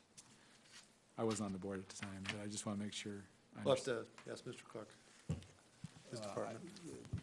Don't quote me exactly on the year, I believe it was 2010, 2011, the Department of Public Instruction released updated training protocols that were required for staff members that were not reflected in our last policy. That's true. Just in the nature of the training protocols, we wanted to make sure that we had an updated policy. Then with the type of medications that we are administering to students in school, such as having stock epinephrine pens, EpiPens in school, students being able to carry around their own asthma inhalers, certain students being able to carry an EpiPen with them to address allergies. When we looked at the totality of the changes that needed to be made to the last policy, we reached out to the WASB, which has sample policies. We also connected with the Department of Public Instruction to make sure that what we were putting in the policy was in fact accurate. It was substantial overhaul to the policy revision, I believe, that happened in 2002. So there was a lot of information that came out in the past several years. Mr. O'Brien? Well, I prefer that we do it the way we normally do it, which is go through a full committee process where it's outlined why the policies are, why the changes are required. We can have our normal first and second reading. I'm not against this, but it'd be better if we followed that process like we have in the past. I don't see the urgency of, I understand the need to do this, but it probably should have been done where we're more clear about why we're doing it, what specifically is different from our previous policy. So, You'd like to see this tabled no, I don't want to see it tabled. I'm just saying, I don't want to see this continue. tonight? I don't want to see something like this continue in the future. We should really be going through the normal process and procedure, you know. So what was the urgency for this particular one? We have run into some issues with students and providing medication. Again, I think Mr. Cook can probably fill you in on more of that, but I know we ran into some issues that were not covered by policy, and it Right. created some tough situations for us.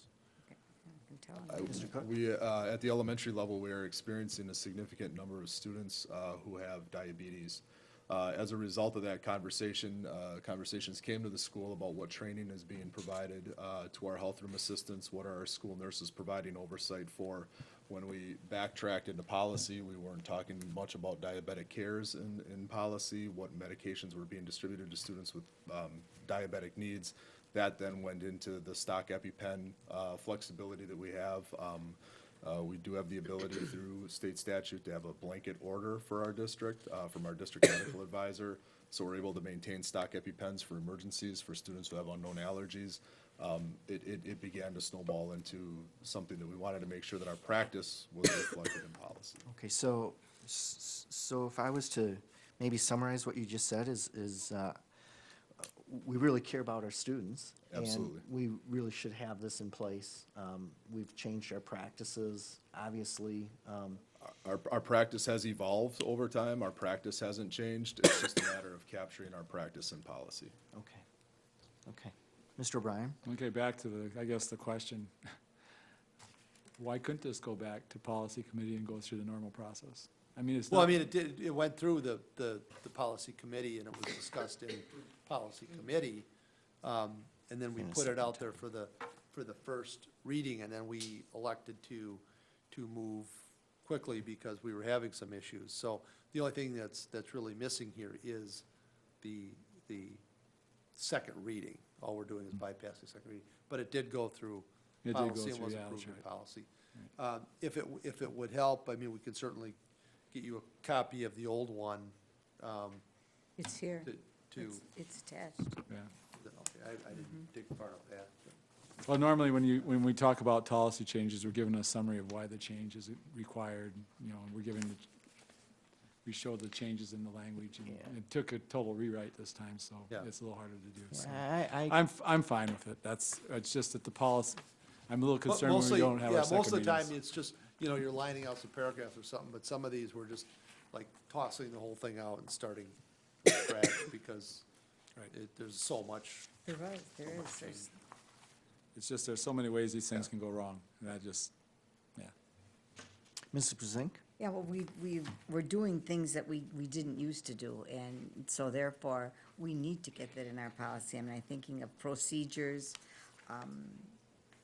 different kind of tubes that we administered medication, et cetera. We didn't have that in policy before, so we needed to do that. Dr. Langell? Thank you. I also am going to vote for this, but I do think as we read through it, it does require us to probably talk to a first student, because bus drivers can be designated by principals as people who can do some of this stuff.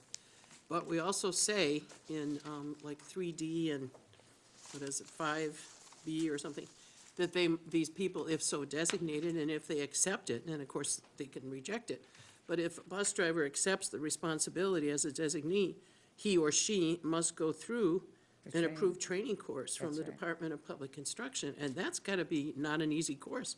If we look at some of this stuff a person might have to do on his bus, or her bus, we're talking about some extensive training here. That's fine, I approve of the training, but I just think we better be ready to do that if the bus driver is designated. Have we been in I'm not aware of contact where with we've first student? designated a bus driver at this point. Actually, that would be against first students' policy, because they're responsible for every child on that bus. So their initial response is to do the 911 call, but they really wouldn't administer any medication. Okay, that's good to know, but we do say bus drivers Now, here, so we do say bus I driver just in here. was a little worried There about could be a that. point where we have an internal driver in special ed that might be the situation, which would cover that, but Okay. we've not asked. The same with the prior company as well. I'm not aware, we've asked them to be an administrator of medications and all. Okay, well, that's fine, if that's the practice, but I'm just saying, policy-wise, it says they can be designated volunteers and/or licensed school bus drivers.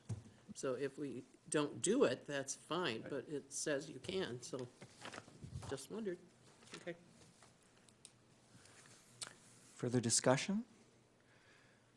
We're looking at approving revisions to policy number 5141.2, administering medication to students, and 5141.2G, guidelines for administering medication to students.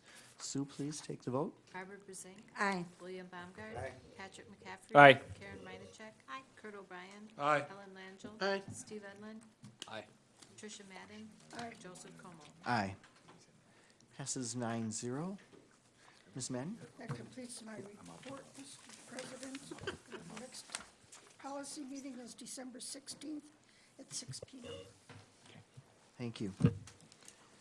Moving on to our Technology Committee report, presented by Patrick McCaffrey. Thank you, Mr. President. The Technology Committee of the Waukesha Board of Education met on October 22nd, 2014.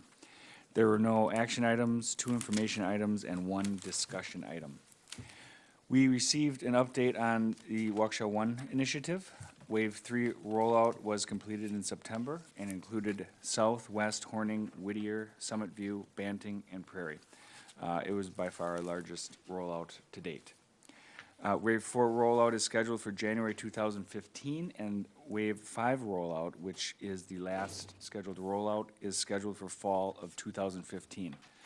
However, there are some logistics that if we figure out the Wave 5 rollout may be earlier in spring of 2015.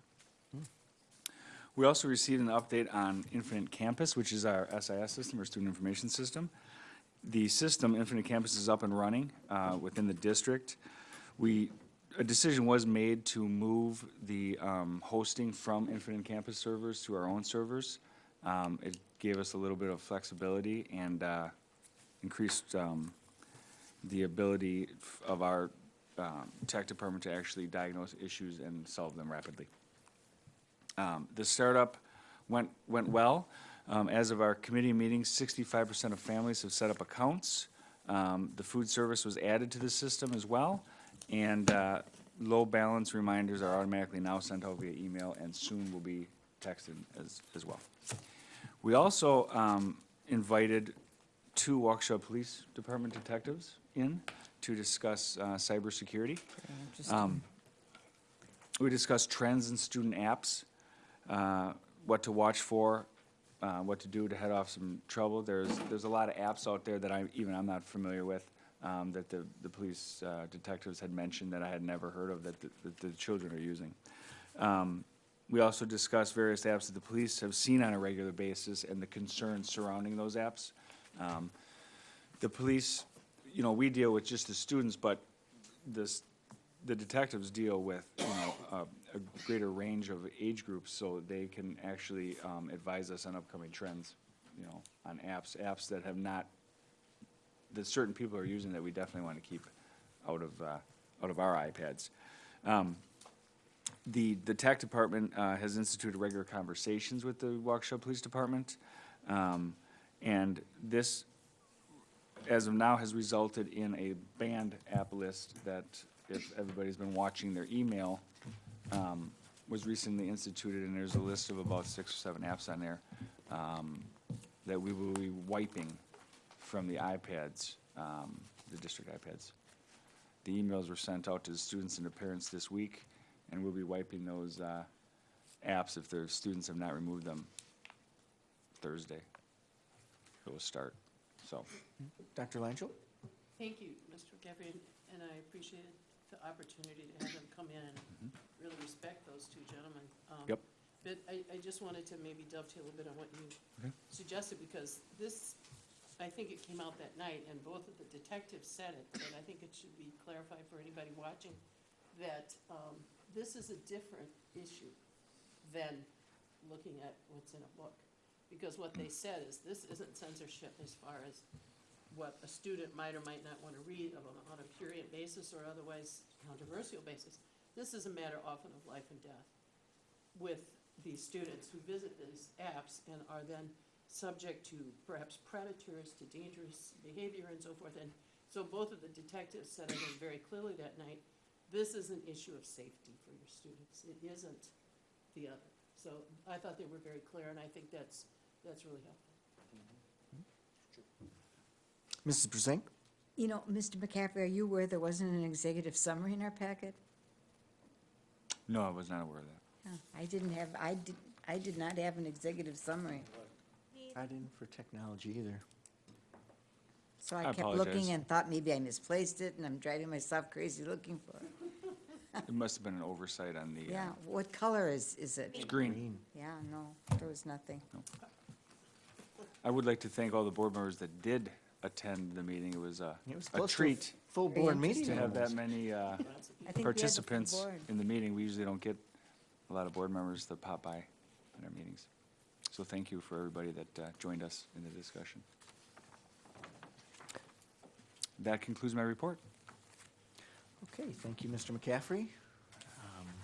We do not have a need for closed session, is that correct? That's correct. All right, so we stand adjourned. Thank you, everyone.